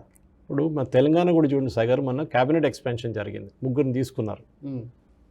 Definite cost equations పెట్టి ముగ్గురు తీసుకున్నారు. కానీ Reddy community and specially Hyderabad and Rangareddy district and Medchal Malkajgiri district నుంచి రిప్రజెంటేషన్ లేదని చెప్పి కాంగ్రెస్లో చాలామంది ఎమ్మెల్యేలు సీనియర్ లీడర్లు పార్టీ ఇడిసేసి వెళ్ళిపోతా అని చెప్పి ఒక పెద్ద పుకారు లేపారు. ఇప్పుడు దానికోసం మన డిస్కషన్ జరిగింది ఢిల్లీలో. సీనియర్ మినిస్టర్స్ని పంపించి వాళ్ళ ఇంటికి పంపించి మీరు ఏం చేయకండి, ఇప్పుడు మీకు కూడా 3 సీట్లు ఇంకా మిగిలి ఉన్నాయి క్యాబినెట్లో, దాంట్లో 3లో హైదరాబాద్ రంగారెడ్డి అండ్ మెడ్చల్ మల్కాజిగిరికి డెఫినెట్ రిప్రజెంటేషన్ ఇస్తా అని చెప్తున్నారు. కానీ కాంగ్రెస్ చాలా పెద్ద ప్రాబ్లం, ఎందుకంటే మీరు కార్పొరేషన్స్ నామినేట్ చేసి దానికి కూడా హైకమాండ్ దగ్గర అడుగుతున్నారు సాయి గారు, రేవంత్ రెడ్డి గారు. నాకు అదే డౌట్ వస్తుంది, ఎందుకని కార్పొరేషన్ చైర్మన్ అపాయింట్ చేయడానికి కాంగ్రెస్ హైకమాండ్ డిసైడ్ చేయాలని చెప్తున్నారు. సిద్ధరామయ్య గారి పరిస్థితి చూడండి, దానికన్నా దారుణం. ఇప్పుడు దాకా మొన్నదాకా ఈ సర్వే కరెక్ట్ అని చెప్పిన మనిషి ఇప్పుడు ఏమంటున్నారు, నేనేం చేయలేను, హైకమాండ్ డిసైడ్ చేశారు కొత్త సర్వే చేయాలని చెప్పేసి 163 కోట్లు ఖర్చు చేసి 10 సంవత్సరాల ముందు చేసిన సర్వేని ఇన్ని రోజులు దాచిపెట్టి సడన్గా ఇప్పుడు పక్కన పడేసి మేము కొత్త సర్వే చేయబోతున్నాం అంటారు. ఇదే రాహుల్ గాంధీ తెలంగాణ సర్వే గురించి మాట్లాడారు, తెలంగాణ చేసినట్ల సర్వే మీరు చేయాలని చెప్పి. దమ్ముంటే ఇదే తెలంగాణ బేస్ సర్వే కర్ణాటకలో చేయమని చెప్పండి, ఇదే రిజల్ట్ వస్తుంది సాయి గారు. మళ్ళీ లింగాయట్స్ ఒక్కలిగా తక్కువ చూపిస్తారు, వాళ్ళు మళ్ళీ గొడవ చేస్తారు, మళ్ళీ సర్వే స్క్రాప్ చేయాల్సి వస్తుంది. దాని నడిమిట్లో సెంట్రల్ గవర్నమెంట్ సర్వే వచ్చేస్తుంది, అప్పుడు నిజాలన్నీ బయటపడుతుంది. ఇప్పుడు ప్రాబ్లం ఎక్కడ వస్తుందంటే ఈ డేటా, ఎందుకంటే ఈ 2015లో చేసిన రిపోర్ట్ మనం 2025లో ఉన్నాం, 10 సంవత్సరాల ముందు చేసింది. సిద్ధరామయ్య అంటున్నారు ఈ డేటా కొంచెం అవుట్డేటెడ్ ఉంది, ఫ్రెష్గా చేయాలంటున్నారు. కానీ ప్రాబ్లం ఎక్కడ వస్తుందంటే సాయి గారు, వీళ్ళ దళిత్స్ కానీ బ్యాక్వర్డ్ క్లాస్ కానీ మైనారిటీస్కి వాళ్ళు దీంతో అప్సెట్ ఉన్నారు. ఎందుకంటే కొత్త సర్వే చేస్తే మీరు చెప్పినట్లు ఒక్కలిగాస్ లింగాయట్స్ వాళ్ళ పాపులేషన్ కరెక్ట్గా చూపించాలని చెప్తున్నారు. 14-17 కాదు, మేము 30లో ఉన్నాం పర్సంటేజ్ మాత్రం చెప్పేసి. సిద్ధరామయ్యకి ప్రాబ్లం ఉంది, ఎందుకంటే ఆయనకి కురుబా క్యాస్ట్ నుంచి బ్యాక్వర్డ్ క్యాస్ట్, కానీ అక్కడ పక్కన డీకే శివకుమార్ అతని మీద ప్రాబ్లం ఉంది ఒక్కలిగాస్ లింగాయట్ వైపు నుంచి, that you have to fight for this cos అని చెప్పి. సో డెఫినెట్గా మీరు చూసారు మన బెంగళూరులో జరిగిన స్టాంపీడ్లో కూడా 11 మంది చనిపోయారు ఆర్సీబీ ఫైనల్ గెలిచినాక. దాంట్లో తప్పులన్నీ ముందు సిద్ధరామయ్య తల మీద పెడితే ఆయన తిప్పి నేను పర్మిషన్ ఇవ్వలేదు, డీకే శివకుమార్ పర్మిషన్ ఇచ్చాడని చెప్తున్నారు. చూడండి పాలిటిక్స్ చూడండి అక్కడది. 2.5 సంవత్సరాల తర్వాత డీకే శివకుమార్కి హ్యాండ్ ఓవర్ చేస్తా అని కమిట్మెంట్ ఇచ్చిన పార్టీ కాంగ్రెస్, ఇప్పుడు అలా అది పట్టించుకోవట్లేదు. సో ఇక ప్రెస్ వాళ్ళు అడిగారంట, మీకేమైనా దీంతో ఏమైనా డిసప్పాయింట్మెంట్ ఉందా సిద్ధరామయ్య గారు, కొత్త సర్వే ఆర్డర్ చేశారు కదా, మీరే అన్నీ కరెక్ట్ చెప్పినంటే మేమేం చేయలేము, కాంగ్రెస్ హైకమాండ్ చెప్పారంటున్నారు. సాయి గారు ముఖ్యమంత్రిగా ఫర్ ఎగ్జాంపుల్ రేవంత్ రెడ్డి ఉన్నారు ఇక్కడ, ఆయన కూడా ఢిల్లీకి వెళ్ళి డిసిషన్ ఇది మీకు గుర్తుంటుంది. అంజయ్య గారు బేగంపేట ఎయిర్పోర్ట్లో రాజీవ్ గాంధీ గారు అతను ఇన్సల్ట్ చేసినప్పుడు, ఎందుకంటే పాత జోక్ ఒకటి ఉండే, కుండ పెట్టుకుని వస్తారు ఢిల్లీ నుంచి తల మీద, మన ముఖ్యమంత్రి ఎవరైనా తెలియదు, బేగంపేట ఎయిర్పోర్ట్లో రాగానే కుండ పలగొడితే ఈయన ముఖ్యమంత్రి అని తెలిసిపోతుంది. ఆ రోజు ఇన్సల్ట్ చేసినప్పుడు రాజీవ్ గాంధీ అంజయ్ గారిని ఎన్టీ రామారావు గారు తెలుగు ఆత్మగౌరవం అని చెప్పి టీడీపీని ఫామ్ చేశారు, మీకు గుర్తుంటుంది. అవును, మళ్ళీ అదే పరిస్థితికి వెళ్తున్నాం సాయి గారు. ఒక కార్పొరేషన్ నామినేటెడ్ పోస్ట్కి ఒక ముఖ్యమంత్రి ఢిల్లీకి వెళ్ళాల్సి వస్తుంది. మీ పవర్ ఏంటండి ముఖ్యమంత్రిగా? You should assist, you are a chief minister, మీరు ఎందుకు అడగాలి హైకమాండ్ దగ్గర? సరే మీరు ఒక డిప్యూటీ చీఫ్ మినిస్టరో ఫైనాన్స్ మినిస్టర్ ఇంపార్టెంట్ పోర్ట్ఫోలియోస్ అంటే అర్థం చేసుకోవచ్చు. కార్పొరేషన్ నామినేటెడ్ పోస్ట్ కోసం మీరు ఢిల్లీకి వెళ్ళి ఢిల్లీలో కూర్చుంటున్నారు, స్టేట్ మిషనరీ అంతా ఆగిపోతుంది మీరు లేకుండా. సిద్ధరామయ్య కూడా 3 రోజుల నుంచి అక్కడ ఉన్నారు. వాళ్ళు ఒకటి క్రికెట్ డిస్కషన్ అని పిలిపించారు స్టాంపీడ్ గురించి, మాట్లాడుతూ దీని మీద వచ్చారు. అండ్ ఎవరు డిస్కస్ చేస్తున్నారు? రాహుల్ గాంధీ, కేసీ వేణుగోపాల్, డీకే శివకుమార్, మల్లికార్జున్ ఖర్గే, సిద్ధరామయ్య, ఇంకా అబ్జర్వర్ ఐ థింక్ సుర్జేవాలా. వీళ్ళకి ఏం డిసిషన్ తీసుకోగలరు సాయి గారు? వీళ్ళు ఫోర్స్ చేస్తున్నారు డీకే శివకుమార్ మీద, సిద్ధరామయ్య మీద మీరు కొత్త సర్వే చేయండి, ఎందుకంటే క్యాస్ట్ డెమోగ్రఫిక్ మారిపోతుంది. అది డెఫినెట్లీ ఇప్పుడు శివకుమార్ అడుగుతున్నారు, బీజేపీ ఎందుకు క్రిటిసైజ్ చేస్తున్నారు, మేము సర్వే చేస్తా అంటున్నారు. మీరు చేయండి, ఎవరు అంటలేదు. కానీ మీరు అన్నిటికీ కాంగ్రెస్ హైకమాండ్ దగ్గర పర్మిషన్ ఎందుకు తీసుకోవాలి సాయి గారు? అదే పాత సిస్టమ్కి వెళ్తుంది. ఇదే పాత సిస్టమ్ మీద వైఎస్ రాజశేఖర రెడ్డి గారు కొట్లాడారు, మీకు గుర్తుంటుంది. దానిలో ఆయన పక్కన పెట్టారు సోనియా గాంధీ. అస్సలు సోనియా గాంధీ మాట వినలేదు ఆయన, రాజశేఖర రెడ్డి గారు. సో ఈ యాటిట్యూడ్ చిన్న చిన్న పనికి కూడా ఢిల్లీకి వెళ్ళడం పాత బీజేపీలో కూడా అదే ఉంది కదా సార్. కానీ బీజేపీలో డిఫరెన్స్ ఉంది సాయి గారు. For example BJP state president form చేయలేకపోతున్నారు. ఢిల్లీలో వెళ్ళి కూర్చున్నారా వీళ్ళు? ఇక్కడే కొట్లాడుకుంటున్నారు. That is a different thing. BJP state president దాకా డిసైడ్ చేయాలి. Wait state president, national level president decide చేయాలి. అంటే ఇది ఒకటే కాదు, నాకు మామూలు ముఖ్యమంత్రులు ఉన్నారనుకోండి, మధ్యప్రదేశ్ చీఫ్ మినిస్టర్ కావచ్చు, ఢిల్లీకి వెళ్ళరు, వాళ్ళు ఆర్డర్ చేస్తారు, కావచ్చు, వాళ్ళు చెప్తారు is a good chief minister, he's our candidate అని. That is acceptable. అంటే నేను ఎందుకు ఈ మాట అన్నానంటే, కొన్ని ప్లేసెస్లో వస్తున్న మాట ఏంటంటే, కొంతమంది మాట్లాడుతున్న మాటల్లో ఏంటంటే, నేషనల్ లెవెల్ లీడర్షిప్లో ఉన్నది ఎవరైనా పర్వాలేదు, అక్కడ నుంచి మేము బ్యూరోక్రాట్స్తో నడిపించగలము అనే భావన కూడా ఢిల్లీలో వ్యక్తమవుతుంది. అది ఉంది పాసిబుల్. మోదీ గారు ఫేస్ పెట్టుకుని ఎలక్షన్ గెలుస్తున్నారు సార్. హర్యానాలో ఎవరు గెలిచారు మన అందరు తెలుసు. రాజస్థాన్లో ఎవరు ఉన్నారు మనకు, వసుంధరాజన్ పక్కన పెట్టారు, శివరాజ్ సింగ్ చౌహాన్ మధ్యప్రదేశ్లో పక్కన పెట్టారు, అక్కడ రమణ్ సింగ్ని పక్కన పెట్టారు ఛత్తీస్గఢ్లో. బీజేపీ కొత్త ఫేసెస్ తీసుకొస్తున్నారు. అది కాదు నేను చెప్పేది, నామినేటెడ్ పోస్ట్కి కరెక్ట్ మీరు ముఖ్యమంత్రిని డిసైడ్ చేయండి ఢిల్లీలో, నేను నో అని చెప్పాను, చేయండి, యూ షుడ్ డూ ఇట్. ఎందుకంటే హైకమాండ్ కూడా అది బీజేపీ ఉండొచ్చు, కాంగ్రెస్ ఉండొచ్చు, మిగతా ఏ పార్టీ అయినా ఉండొచ్చు. కానీ మీరు ఒక కార్పొరేషన్ నామినేటెడ్ పోస్ట్ కోసం ఢిల్లీలో ఎంత లాబింగ్ జరుగుతుందంటే దాంట్లో ఎంత డబ్బులు సంపాదిస్తున్నారో అది ఆలోచించండి. కరెక్ట్. కార్పొరేషన్ నామినేటెడ్ పోస్టులో ఏముంది సాయి గారు? కార్ ఇస్తారు, సెక్యూరిటీ ఇస్తారు, మీకు సైరన్ కొట్టుకుంటూ పోతారు. మీరు ఏ విలేజ్కి వెళ్ళినా, మీ ఊరికి వెళ్ళినా, మీరు సిటీకి వెళ్ళినా మీతో 2-3 సెక్యూరిటీ వాళ్ళు ఉంటారు. అది మీ ఈగో సాటిస్ఫై అయిపోతుంది. దాని నుంచి డబ్బులు సంపాదించుకుంటారు. ఎక్కడ? కాంట్రాక్ట్ల మీద, మిగతా దాని మీద. అది ఎంత పెద్దది ఉంటే, లిక్కర్ కార్పొరేషన్ ఉంటే, బెవరేజెస్ కార్పొరేషన్ అన్నిటికంటే ఎక్కువ డబ్బులు ఉంటుంది. సో డెఫినెట్గా ఐ థింక్ ద టైం, మళ్ళీ ఇది టీడీపీ వాళ్ళు అప్పుడు ఎన్టీ రామారావు గారు లేపిన పొజిషన్ ఇది, దట్ మీరు సర్వే కోసం సిద్ధరామయ్య చెప్తున్నా నేను చేయను అని చెప్పిన సిద్ధరామయ్యని ఒప్పించారు, మీరు సర్వే చేయాల్సి అని చెప్పేసి. సో ముఖ్యమంత్రిని మీరు ఓవర్ రూల్ చేస్తున్నారు డిసిషన్ తీసుకోవడంలో. అండ్ డెఫినెట్లీ సిద్ధరామయ్య కొంచెమైనా సెల్ఫ్ రెస్పెక్ట్ ఉంటే రిజైన్ చేసి వెళ్ళిపోవాలి సాయి గారు. ఎందుకంటే ఇది ఒక్కటే కాదు, ఈవెన్ స్టాంపీడ్ కేసులో కూడా చూశారు మీరు, ఆయన మీద తీసుకొచ్చేసేసారు అన్ని తల మీద. పర్మిషన్ ఇచ్చింది ఎవరో, ఈయన మీద వచ్చి ఈ బ్లేమ్ అంతా ఈయన మీద వచ్చింది. కరెక్ట్, హ్యారీ ట్రూమన్ ఒకసారి చెప్పారు, the buck stops with me అని, US president. The buck has to stop with Siddaramaiah. మీరు హెల్ప్లెస్. ఇప్పుడు మీరు ఎట్లా అయిపోయారంటే, మీరు పాత కాంగ్రెస్ సిస్టంలో ఎట్లా ఉండే అదే సిస్టమ్ మళ్ళీ తిరిగి వచ్చారు. ఒక టైంలో ఈ స్టేట్లో దేవరాజ్ అర్స్ లాంటి, చాలా పెద్ద ఎస్ఎం కృష్ణ లాంటి చాలా టాల్ లీడర్స్ ఉండే. ఇప్పుడు కర్ణాటక జాఫర్ షరీఫ్, ఇప్పుడు కర్ణాటకలో సిద్ధరామయ్య, డీకే శివకుమార్, వీళ్ళు చాలా వీక్గా ఉన్నారు. హైకమాండ్ వీళ్ళని ఏం చేయాలి, బాత్రూమ్కి వెళ్ళాలన్నా వద్దని వీళ్ళ దగ్గర చెప్తున్నారు సాయి.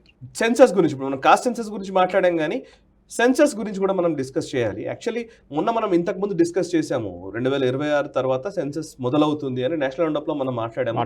బట్ 2027 కల్లా పూర్తిగా డేటా వచ్చేస్తుంది అనేది చాలా ఇంపార్టెంట్. చెప్పాను చూడండి, టెక్నాలజీ వాడతారు సాయి గారు, 6 నెలల గ్యాప్ తగ్గించుకోవచ్చు. కానీ ఇంతకు ముందు సెన్సస్ అంటే సంవత్సరాలు జరిగేది కదా సార్. Paper based census. దీంట్లో 2 ఉంటుంది సాయి గారు. ఫస్ట్ హౌస్ హోల్డ్ లొకేషన్ చూస్తారు, ఇంకోటి పాపులేషన్ ఎన్యూమరేషన్ చేస్తారు. మనం చూస్తే దీంట్లో దీనికన్నా ముందు 2 సంవత్సరాలు తీసుకుంటుంది. మీరు చెప్పింది కరెక్ట్ సాయి గారు. 2011 జరిగిన సర్వే 2013-14 రిజల్ట్ వచ్చింది బయట. ఆలోచించండి, ఈసారి సెన్సస్ జరిగేది తాలూకా లెవెల్లో, డిస్ట్రిక్ట్ లెవెల్లో, స్టేట్ లెవెల్లో, నేషనల్ లెవెల్లో, జెండర్ బ్రేకప్తోని. అండ్ గవర్నమెంట్ ఎస్టిమేట్ ఏంటంటే టైం లాగ్ చాలా తగ్గిపోతుంది. సెన్సస్ 2027 దాకా ఫైనల్ పాపులేషన్ డేటా మీకు 9 నెలల్లో వచ్చేస్తుంది. అంటే మీరు వచ్చే ఎలక్షన్ కన్నా ముందు డీలిమిటేషన్ కూడా చేయొచ్చు సాయి గారు, చేస్తారని కాదు. ఎందుకంటే మీరు చాలా క్లియర్ తెలుసు, మార్చ్ 2027లో అంటే ఇప్పటి నుంచి ఒక 9 నెలల లోపల డెఫినెట్గా ఫస్ట్ రెఫరెన్స్ డేట్ స్టార్ట్ అవుతుంది. దాని నుంచి, ఎందుకంటే కోవిడ్ తర్వాత మన ఫస్ట్ హౌస్ లిస్టింగ్ జరుగుతుంది 2026, దాని తర్వాత పాపులేషన్ ఎన్యూమరేషన్ ఫేజ్ జరుగుతుంది February 2027. కానీ అన్నిటికంటే ఇంపార్టెంట్ సాయి గారు, అఫ్కోర్స్ ఇది జరగబోయేది 16 లాంగ్వేజెస్. స్టాలిన్ కంప్లైంట్ చేయకూడదు, ఎందుకంటే హిందీ, ఇంగ్లీష్ అండ్ 14 రీజనల్ లాంగ్వేజ్లు చేస్తున్నారు.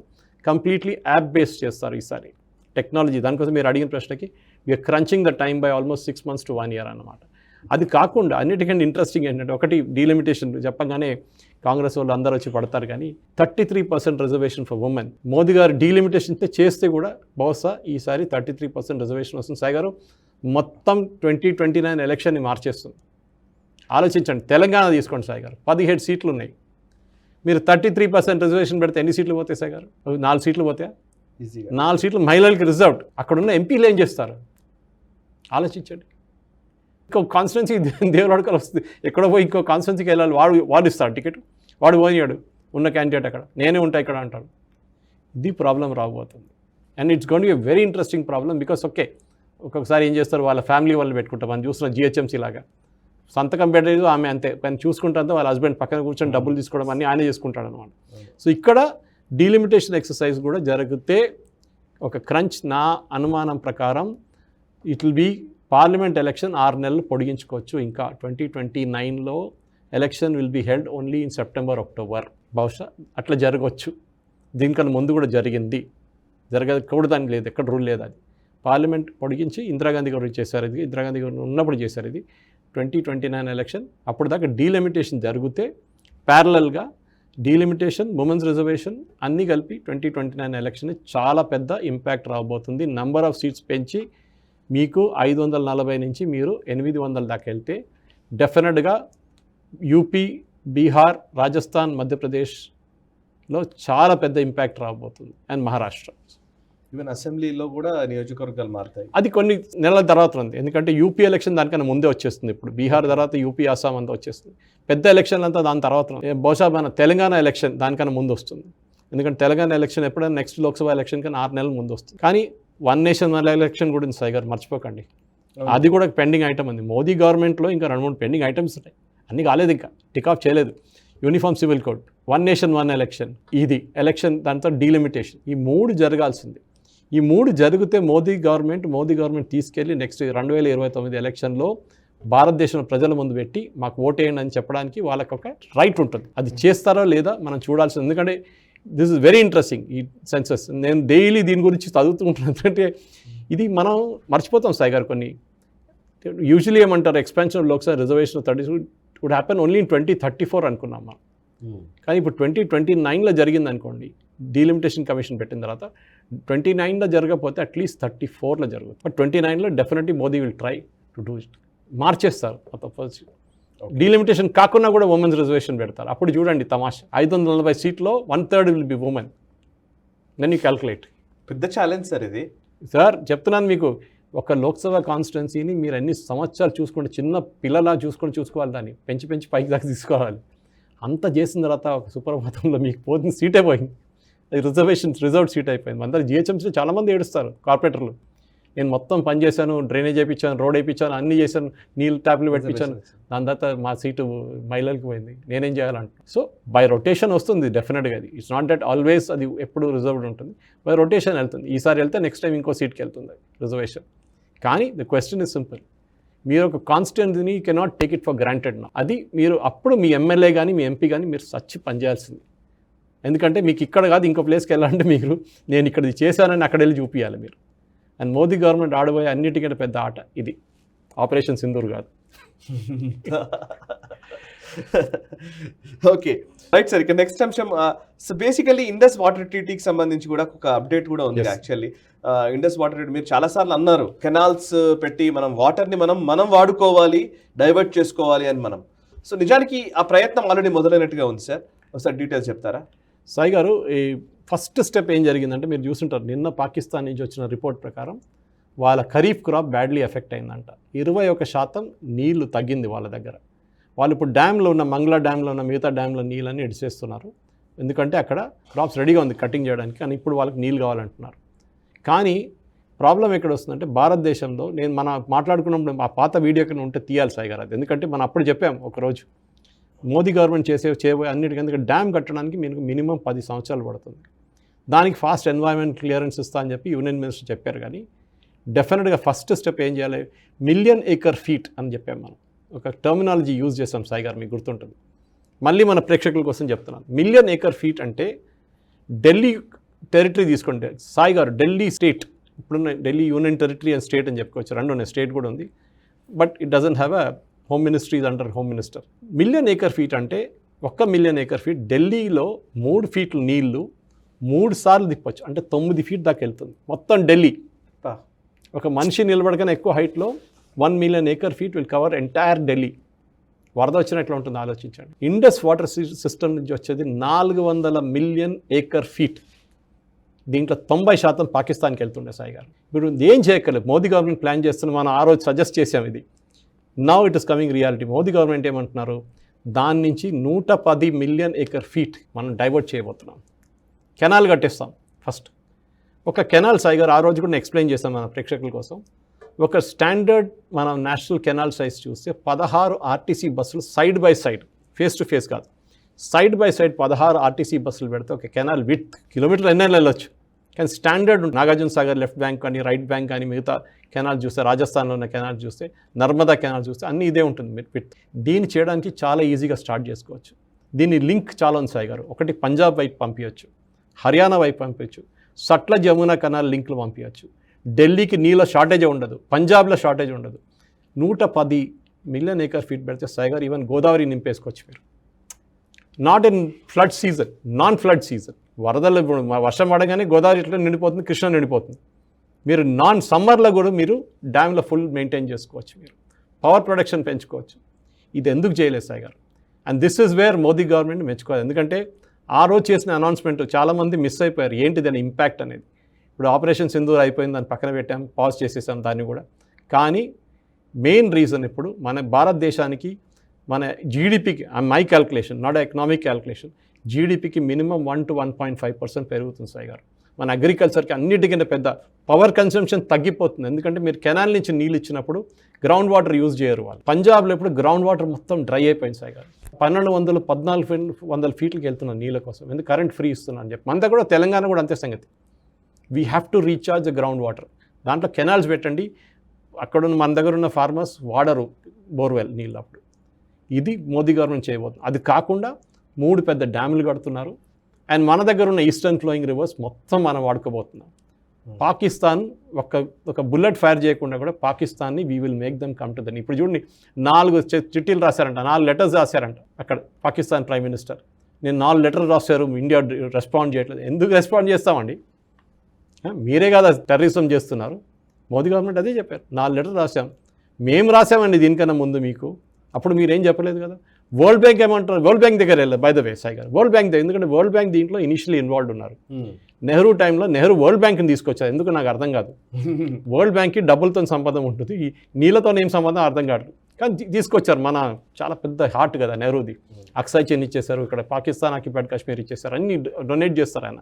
పాకిస్తాన్కి 52 కోట్లు ఇచ్చారు, అన్నీ చేశారు. ఇదే డ్యాములు కట్టడానికి వాళ్ళు ఇప్పుడు కట్టుకున్న డ్యాములు అన్నీ మన డబ్బులతో కట్టుకున్నారు వాళ్ళు. ఇదే నెహ్రూ ఆ టైంలో వరల్డ్ బ్యాంక్ని పిలిపించుకోవచ్చు. వరల్డ్ బ్యాంక్ని తీసుకొచ్చి వరల్డ్ బ్యాంక్ చేసిన అగ్రిమెంట్ ఇది, Indus water treaty, which is against India totally. A economies దగ్గర అండి, ఏ వాటర్ సైంటిస్ట్ దగ్గర అండి సాయి గారు, మనకు రావాల్సింది మినిమం 50% రావాలంటే మనకి 10% ఇచ్చి 90% పాకిస్తాన్ తీసుకెళ్ళిపోయారు నీళ్ళంతా. కానీ ఇప్పుడు మోదీ గవర్నమెంట్ దాన్ని మొత్తం రివర్స్ చేసేస్తుంది. అండ్ వరల్డ్ బ్యాంక్ ఏమంటున్నారు, ఇప్పుడు వరల్డ్ బ్యాంక్ దగ్గర వెళ్ళారు వీళ్ళు, పాకిస్తాన్ వాళ్ళు వెళ్తే వాళ్ళు అన్నారు, మాకు మీతో సంబంధం లేదు, మాకు తెలియదు, మీ గొడవ మీది, మీరు చూసుకోండి, నాకు తెలియదు అని చెప్తున్నారు. So it is in our ball no, the ball is in our court, we will play. Pakistan వచ్చి మన కాళ్ళ మీద వడ్డీ అపాలైజ్ చేస్తే అప్పుడు కావాలంటే కొంచెం నీళ్ళు ఇస్తాయి. ఇంకోటి చాలా ఇంపార్టెంట్, మన ఫ్లషింగ్ స్టార్ట్ చేశాం సాయి గారు. ఈ మేజర్ డ్యామ్స్ మన దగ్గర ఉన్న డ్యామ్స్, చెనాబ్ మీద కానీ, రవి, బియాస్, సట్లెజ్ కాకుండా ఇండస్ వాటర్ సిస్టంలో ఉన్న డ్యామ్స్ని ఫ్లషింగ్ చేయడం. ఫ్లషింగ్ అంటే ఇప్పుడు శ్రీశైలంలో కూడా అదే ప్రాబ్లం ఉంది సాయి గారు. మనం మినిమం ఒక శ్రీశైలం కెపాసిటీ 50% పెంచుకోవచ్చు, కానీ పెంచలేము, ఎందుకంటే కిందంతా మొత్తం ఇసుక వచ్చేసింది, sand. So we cannot use, flush చేయలేము శ్రీశైలం, ఎందుకంటే కింద నాగార్జున సాగర్ డ్యామ్లో మొత్తం నీళ్ళు వెళ్ళిపోతుంది. సో ఫ్లషింగ్ చేయడం మనం ఏం చేసామంటే నీళ్ళు ఇచ్చేసాం సడన్గా ఒకరోజు, మీకు గుర్తుండి నెల ముందు మొత్తం వరదలు వచ్చేసినాయి పాకిస్తాన్లో. సో మొత్తం ఇసుక అంతా పోయింది అక్కడికి, ఎందుకంటే కింద నుంచి ఇడుస్తారు నీళ్ళు. యూజువలీ పవర్ జనరేషన్ చేసేటప్పుడు పైనుంచి నీళ్ళు పంపిస్తారు వీళ్ళు. జనరేషన్ అయినాక పైనుంచి ఒక నీళ్ళు కింద పడుతుంటారు, మీరు చూస్తుంటారు నాగార్జున సాగర్ వెళ్ళినా కానీ, శ్రీశైలం వెళ్ళినా కానీ. ఇది అది కాదు, షట్టర్ కింద నుంచి ఓపెన్ చేసేస్తే మొత్తం నీళ్ళన్నీ పోతాయి అక్కడి నుంచి. So that is exactly what they are doing now. Flushing చేసిన తర్వాత ఆ కెపాసిటీ ఆఫ్ ద డ్యామ్ పెరుగుతుంది, మినిమం 50% పెరుగుతుంది. ఈ వచ్చే మాన్సూన్ కానీ దాని తర్వాత వచ్చే దాంట్లో మన డ్యామ్లో కెపాసిటీ 50% పెరిగిపోతుంది. దాంతో పాకిస్తాన్కి ఇంకా నీళ్ళు తగ్గించవచ్చు మనం. That is what we are doing side. Yes right sir. ఇక చివరిగా అసలు మోదీ 11 ఏళ్ల పాలన గురించి కొంచెం బ్రీఫ్గా మీ విశ్లేషణ వినాలని ఉంది. 11 సంవత్సరాలు అవుతుందండి ఆయన యాక్చువల్లీ ముఖ్యమంత్రి దగ్గర నుంచి మొదలు పెడితే అసలు ఇప్పటి వరకు అలుపెరగని ప్రస్థానమే. ఒక ముఖ్యమంత్రిగా తన ప్రస్థానము అండ్ ప్రధానమంత్రిగా అలుపెరగని ప్రస్థానం. ఇప్పుడు 11 సంవత్సరాలు అవుతుంది ఒక ప్రధానమంత్రిగా భారతదేశాన్ని ఒక నెక్స్ట్ లెవెల్కి తీసుకెళ్లే ప్రయత్నం చేస్తున్నారు. మీ అనాలిసిస్ ఏంటి? సాయి గారు, ఇప్పుడు రాహుల్ గాంధీ ఏమంటారంటే ఫెయిల్ అయ్యారంటారు, బీజేపీ వాళ్ళమే సక్సీడ్ అయ్యారంటారు. మీరు ప్రజల దగ్గర అడగండి సాయి గారు, ఇంకేం అడగక్కర్లేదు. 2-3 పాయింట్స్ తీసుకుందాం. ఒకటి, మన దేశంలో ఇప్పుడు కూడా 80 కోట్ల మందికి మనం బియ్యం పెడుతున్నాం. అంటే ఒకవైపు వీట్ ఉండొచ్చు, ఇక్కడ రైస్ ఉండొచ్చు. ఎందుకు ఇస్తున్నాం? చాలామంది అడుగుతున్నారు, ఇండియా పావర్టీ పడిపోయింది అన్నారు 24%. మళ్ళీ మీరు ఎందుకు ఇస్తున్నారు? దీనికి ఒక పాయింట్ ఉంది సాయి గారు. మీరు చూడండి, మీరు ఎప్పుడైనా చెర్లపల్లి కానీ సనత్ నగర్ కానీ ఇంకా ఏదైనా మీరు ట్రైన్లో ట్రావెల్ చేస్తున్నారు, ఎఫ్సీఏ గోడౌన్స్ పక్క నుంచి వెళ్తే వర్షాకాలంలో మీరు చూసుంటారు, టార్పోలిన్ వేసి తడిసిపోయి ఉంటుంది మొత్తం ఆ బియ్యం సంచులన్నీ పెద్ద పెద్ద. ఎందుకంటే కెపాసిటీ లేదు లోపల పెట్టడానికి, ఫుల్ అయిపోయింది, డిస్పర్స్మెంట్ జరగట్లేదు. నిన్ననే నా పని మనిషి చెప్పారు సాయి గారు, ఆమె 3 రోజుల నుంచి ఈ సన్న బియ్యం అని చెప్పి ఇక్కడ చెప్పుకున్నారు చూడండి. హైదరాబాద్లో చెప్తున్నాను నేను, ఇంకెక్కడ కాదు, సికింద్రాబాద్లో సన్న బియ్యం చెప్పే కాంగ్రెస్ గవర్నమెంటు 3 వారాల నుంచి 3 నెలల నుంచి వీళ్ళని తిప్పుతున్నారంట. ఇప్పుడు నిన్న ఇచ్చారు వాళ్ళు, అది కూడా 5 గంటల సేపు లైన్లో నిలబడిన తర్వాత. అది కాకుండా సాయి గారు ఇంకో పొజిషన్ చూడండి, ఈ బియ్యం ఇచ్చినప్పుడు ఏమవుతుందంటే ఎఫ్సీఏ గోడౌన్స్ ఎంటీ అయిపోతుంది. ఎఫ్సీఏ గోడౌన్స్ ఎంటీ అయిపోతున్నాయి ఏమంటే కొత్త స్టాక్ తీసుకురావచ్చు ఎఫ్సీఏ గోడౌన్స్కి. మీరు మినిమం సపోర్ట్ ప్రైస్ ఇచ్చి తీసుకుంటే కెపాసిటీ చాలా మటుకు బయట పెట్టాల్సి వస్తుంది, వర్షం తడిసిపోతుంది. దానికన్నా ఇంపార్టెంట్ సాయి గారు, ఈ పేద ప్రజలు తీసుకుంటున్న 80 కోట్ల మందిలో 60 కోట్లు తీసుకున్నారనుకోండి, 20 కోట్లు తీసుకోలేదనుకోండి, ఆలోచించండి వాళ్ళ సేవింగ్ సాయి గారు. ఒక నెలకి అదే బియ్యం మార్కెట్లో కొనాలంటే ఎంత ఖర్చు పెట్టాలి? ఆ డబ్బులు సేవ్ అయిపోతుంది సాయి గారు. మనం బియ్యం గురించి డొనేషన్ గురించి ఆలోచిస్తున్నాం, ఫ్రీగా ఇస్తున్నారు కరెక్ట్. కానీ అదే రైస్ వాళ్ళు మార్కెట్లో కొనాలంటే మినిమం ఒక నెలకి 500 నుంచి 1000 రూపాయలు ఖర్చు చేయాలి సాయి గారు. అది ఇప్పుడు సేవ్ అయిపోతుంది. ఒక ఫ్యామిలీ గురించి మాట్లాడుతున్నాను నేను, ఇండివిజువల్ కాదు. ఆ 1000 రూపాయలు ఎక్కడ వాడుకుంటారు సాయి గారు? వాళ్ళ ఎక్స్పెన్సెస్ కోసం వాడుకుంటారు. వాళ్ళ పిల్లలు స్కూల్కి వెళ్తున్న వాళ్ళ పిల్లలకి కొత్త డ్రెస్ తయారు చేయడమో, బుక్స్ కొనడమో, లేక ఇంకేదైనా ఫ్యామిలీ ఎక్స్పెన్సెస్ కూడా వాళ్ళు ఖర్చు చేసుకోవచ్చు. ఒక సినిమా కూడా వెళ్ళొచ్చు వాళ్ళు కావాలంటే. ఇట్లనే సాయి గారు అన్ని ప్లేసెస్లో వాళ్ళు గవర్నమెంట్ సపోర్ట్ ఇస్తున్నారు. నేను ఒకటే ఎగ్జాంపుల్ ఇచ్చాను మీరు అడిగారు కదా, ఒక శాంపుల్ ఇవ్వమని చెప్పారు. ఎందుకంటే 2 వైపుల నుంచి అన్నిటికంటే సక్సెస్ఫుల్, దీనికన్నా I think most successful is Jan Dhan Yojana Sai గారు. ఈ స్టేట్ గవర్నమెంట్స్ వాడుకుంటున్నారు, that is the biggest Triumph for Modi. రేపు మోదీ గారు ఒట్టిగా, నేను as a matter of joke చెప్తున్నాను, సెంట్రల్ గవర్నమెంట్ స్కీమ్స్ ఒక్కటే వాడుకోవచ్చు, ఇంకా దేని వాడుకోలేదంటే ఏం చేస్తారు సాయి గారు? ఎక్కడికి వెళ్తారు? This is Aadhaar based, Aadhaar linked. Rajiv Gandhi గారు ఒక టైంలో చెప్పారు, కాంగ్రెస్ హయాంలో, మన బీజేపీ హయాంలో కాదు, కాంగ్రెస్ హయాంలో ₹1 ఢిల్లీ నుంచి పంపిస్తే 15 పైసలే స్టేట్ దాకా వస్తుంది, 85 పైసలు కొట్టేస్తారని. ఇదే కాంగ్రెస్ వాళ్ళ గురించి చెప్పారు. అప్పుడు బీజేపీ లేదు, ఏం లేదు ఆ టైంలో. సో గుర్తుపెట్టుకోవాలి మనం, ఇప్పుడు ఒక పేదోళ్ళు కానీ, ఫార్మర్ కానీ, ఒక ఎంఎస్ఎంఈ కానీ, ఒక పెన్షన్ స్కీమ్ కానీ, మహిళలకి ఇచ్చే డబ్బులు కానీ అంతా డైరెక్ట్ అకౌంట్కి వచ్చి పడుతుంది సార్ గారు. మోదీ గారు చెప్పినట్లు అక్కడ బటన్ ప్రెస్ చేస్తే ఇక్కడ వచ్చి పడుతుంది. And this is the biggest success. నేనైతే చెప్తున్నాను సార్ గారు, టెక్నాలజీ వాడి మోదీ గారు చేసిన దాంట్లో నెక్స్ట్. ఎందుకంటే మనం ఇప్పుడు నిన్న కూడా ఒక డిబేట్లో చూసాను, I think it's foreign news channel. ఎవరో అడిగారు ఆ ఫారినర్ని, మీరు ఇండియాకి వెళ్తే అన్నిటికంటే పెద్ద డెవలప్మెంట్ ఏం చూసారని చెప్పి లాస్ట్ 10 years. ఆయన చెప్పారు, నేను ఒక పల్లెటూరుకి వెళ్ళాను, మా ఫ్రెండ్స్తో వెళ్తున్నాను కార్లో, ఈ కోకోనట్ మన కొబ్బరి నీళ్ళు తాగడానికి కొబ్బరి మండలు అక్కడ తాగారంట. ఆగి 4 తాగారంట. దాని తర్వాత అడిగారంట డబ్బులు ఎట్లా అని అడిగితే వాళ్ళు ఇమీడియట్ QR కోడ్ చేయమని చెప్పి ఆమె చెప్తుందంట. ఏది ఆమెకి పాపం 10వ క్లాసు చదువుకుందో లేదో తెలియదు, QR కోడ్ చేయండి సార్ అన్నారంట. ఆలోచించండి, QR కోడ్ చేసి పేమెంట్ చేస్తాను. ఈ సెయింగ్ యూకే నుంచి వస్తున్నాను, నాకు యూకేలో ఇది లేదు. యూకేలో మేము ఇప్పుడు కూడా క్రెడిట్ కార్డులు డెబిట్ కార్డులు వాడుతున్నాం. డిజిటల్ పేమెంట్ అంటే అదంట వాళ్ళకి. మనం యూపీఐ, మనం మాస్టర్ కార్డ్ వీసాని క్రాస్ చేసాం ట్రాన్సాక్షన్స్లో. ఆలోచించండి, ఓవైపు ట్రాన్సాక్షన్స్ క్రాస్ చేస్తే ఓవైపు రాహుల్ గాంధీ అంటాడు ఫ్రాడ్స్ జరుగుతున్నాయి, అవి జరుగుతున్నాయి. ఫ్రాడ్ సాయి గారు ఇది కాదు, ఫ్రాడ్ జరిగేది ఇంకో పరిస్థితి. అది మన అందరికి తెలుసు. ఏంటి డిజిటల్ అరెస్ట్ అది ఇది అని చెప్పి నిన్న చూశాను. ఒకటి సైంటిస్ట్ 3 కోట్లు కొట్టుకుపోయారంటే ఈ డిజిటల్ అరెస్ట్ అని చెప్పి సుప్రీంకోర్టు జడ్జిని కూర్చోబెట్టి చూపించి. ఆలోచించండి, సైంటిస్ట్ కొంచెమైనా బుద్ధి యూ కెన్ యూజ్ కాదు సాయి గారు. చదువులేను నీకో మాట, you are educated person, you know. ఇంత గవర్నమెంట్ ఇంత పబ్లిసిటీ చేస్తున్నారు సాయి గారు. ఇది యూపీఐలో ఇంకోటి ఉంది సాయి గారు, చాలా ఇంపార్టెంట్. అది మా ఫ్రెండ్ ఒకరు ఆమె ఉంది, యమునా శాస్త్రి అని చెప్పి, ఆమె క్యాబ్ దోస్త్ అనే కంపెనీ స్టార్ట్ చేస్తుంది. ఇప్పుడు 7 సంవత్సరాల ముందు బెంగళూరులో. దాని తర్వాత హైదరాబాద్ తీసుకొచ్చింది. ఏం చేస్తారంటే, మీరు ప్రతి రైడ్ తీసుకుంటున్నప్పుడు ఊబర్ కానీ ఓలా కానీ ఏదైనా 10% డిడక్ట్ చేస్తారు టీడీఎస్గా. వీళ్ళు డ్రైవర్లకు తెలియదు, వాళ్ళు అనుకుంటారు కమిషన్గా తీసుకుంటున్నారు వీళ్ళని. ఒక నెలకి మీకు చాలా డబ్బులు ఉంటాయి అట్లా 30,000 కమాయిస్ మీకు దాంట్లో 10% మీది, 3,000 రూపాయలు మీది, ఒక సంవత్సరానికి 36,000 మీది. 60 కోట్లు రీఫండ్స్ ఇప్పించారు సాయి గారు వాళ్ళు. ఏది వాళ్ళ కార్ నుంచి ప్యాన్ ఇప్పించి ప్యాన్ నుంచి ఇన్కమ్ ట్యాక్స్ ఫైల్ చేసి రీఫండ్ తీసుకొచ్చారు ఈ క్యాబ్ డ్రైవర్స్కి. ఇంపార్టెంట్ అక్కడ కాదు, ఈ క్యాబ్ డ్రైవర్స్ ఇంత సంపాదించారని చెప్పి బ్యాంక్కి చూపించి వాళ్ళకి నెక్స్ట్ కార్కి లోన్ ఇప్పించారు. ఇప్పుడు అదే జరుగుతుంది. మా ఇంటి దగ్గర కూడా చిన్న చిన్న షాప్ ఓనర్స్ డిజిటల్ పేమెంట్ మెకానిజంతో బ్యాంక్ బ్యాలెన్స్ స్టేట్మెంట్ తీసుకొని బ్యాంక్ మేనేజర్ చెప్తున్నాడు, అరే నువ్వు ఇంత కమాయిస్తున్నా నా దగ్గర లోన్ తీసుకో అని చెప్పేసి. Because they are steadily they are seeing one, ఏదో ఒక నెల వచ్చి ఒక 2 రోజులు పడ్డాం కదా సార్. సక్సెస్ అనేది మోదీ గవర్నమెంట్ చాలా చెప్పుకొని పోతే మనం ఇంకా చాలా ఉన్నాయి సార్ గారు. కానీ the main thing Jan Dhan Yojana, digital payments, అది కాకుండా నేను చెప్పినట్లు ఈ పేదోళ్ళకి స్పెషలీ ఈ చెప్పిన మహిళలకు కూడా ప్రధాన్ మంత్రి ఆవాస్ యోజనలో ఇది మీరు కరప్షన్ చూడాలంటే కేరళకి రండి. అక్కడ పెద్ద ఒక ప్రాజెక్ట్ పెట్టారు లైఫ్ లైన్ అని చెప్పి, ఎందుకంటే మేము ప్రధాన మంత్రి పేరు పెట్టమని చెప్పేసి. అది మొత్తం కరప్షన్లో పోయింది. అది ఇప్పుడు సిబిఐలో ఏదో ఈడీలో పడింది. అది ప్రధాన మంత్రి ఆవాస్ యోజన ఇక్కడ కూడా చేశారు కేసీఆర్ గారు. ఇక్కడ బీబీ నగర్ కట్టారు, కొల్లూరు కట్టారు. ఒక ఫ్లాట్ కూడా అక్కడ ఇవ్వలేకపోతున్నారు. You have to do it in dedication Sai గారు. ప్రధాన మంత్రి ఆవాస్ యోజనలో మీకు స్కీమ్లు ఉన్నాయి సార్. ఇక్కడ పేరు మార్చుకొని ఇందిరమ్మ స్కీమ్ అది ఇదని పెట్టుకున్నారు. మీరు అది 104, 108 సాయి గారు NHM నేషనల్ హెల్త్ మిషన్ కింద పెద్ద డబ్బులు వస్తుంది. దాంట్లో ఒక అంబులెన్స్కి 140,000 రూపాయలు ఇస్తారు నెలకి. అది కూడా చూపించలేకపోతున్నారు ఇక్కడ ఉన్న బీజేపీ వాళ్ళు. వీళ్ళు చూపించాల్సింది ముద్రా లోన్ సాయి గారు. అన్నిటికీ నిన్న కూడా అనలైజ్ చేశాను, లేటెస్ట్ ముద్రా లోన్ తీసుకొస్తాను ఫిగర్ మీకు. 54 కోట్ల ముద్రా లోన్ అకౌంట్స్ లాస్ట్ 10 ఇయర్స్లో. 15లో స్టార్ట్ అయింది, దానికోసం 25లో ఉన్నాం మనం. 54 కోట్ల ముద్రా లోన్ అకౌంట్స్. మీరు దాని నుంచి 10% తీసేసేయండి సాయి గారు, టాప్అప్ లోన్స్ అనుకుందాం.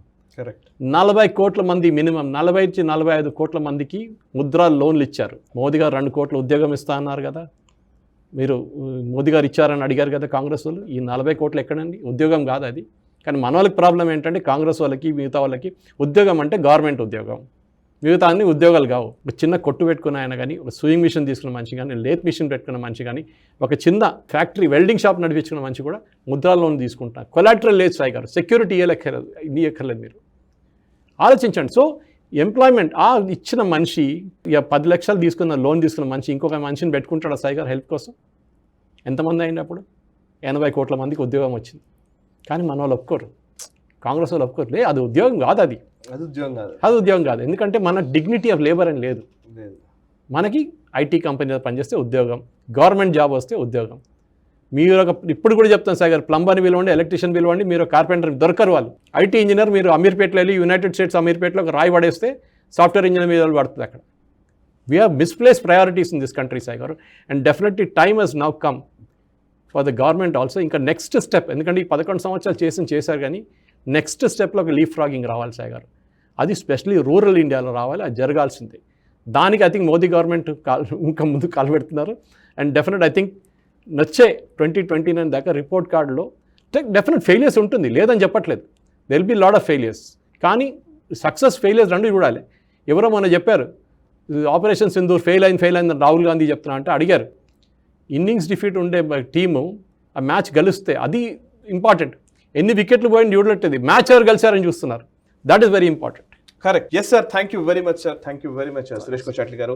150వ ఎపిసోడ్ దిగ్విజయంగా పూర్తి చేసుకున్నాము. ఇది ఇంకా ఇలాగే అప్రతిహతంగా కొనసాగాలని కోరుకుంటున్నాను. ఐ థింక్ నెక్స్ట్ ఎపిసోడ్ లో మన ప్రేక్షకులు లైవ్ చేద్దాం. కావాలంటే వాళ్ళ క్వశ్చన్స్ కూడా మన డిస్క్రిప్షన్ లో పెట్టవచ్చు. They can send their questions. Live కూడా క్వశ్చన్స్ తీసుకోవచ్చు మనం కావాలంటే. లైవ్ క్వశ్చన్స్ తీసుకోవచ్చు, కాల్స్ తీసుకోవచ్చు.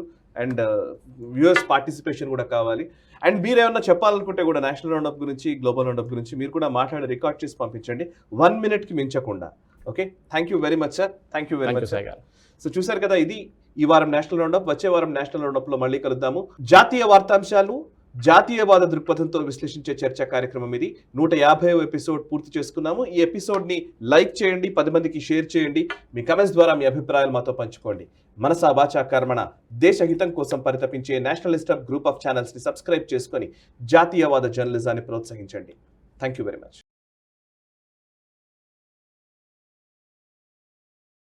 ఈ వీడియో మీకు నచ్చినట్టయితే లైక్ చేయండి, 10 మందికి షేర్ చేయండి. అలాగే కామెంట్ల రూపంలో మీ అభిప్రాయాలను మాతో పంచుకోండి. Nationalist hub group of channels ను సబ్స్క్రైబ్ చేసుకుని తెలుగునాట జాతీయవాద జర్నలిజాన్ని ప్రోత్సహించండి. ఈ వీడియో కింద ఉన్న బెల్ ఐకాన్ పై క్లిక్ చేయడం మర్చిపోవద్దు.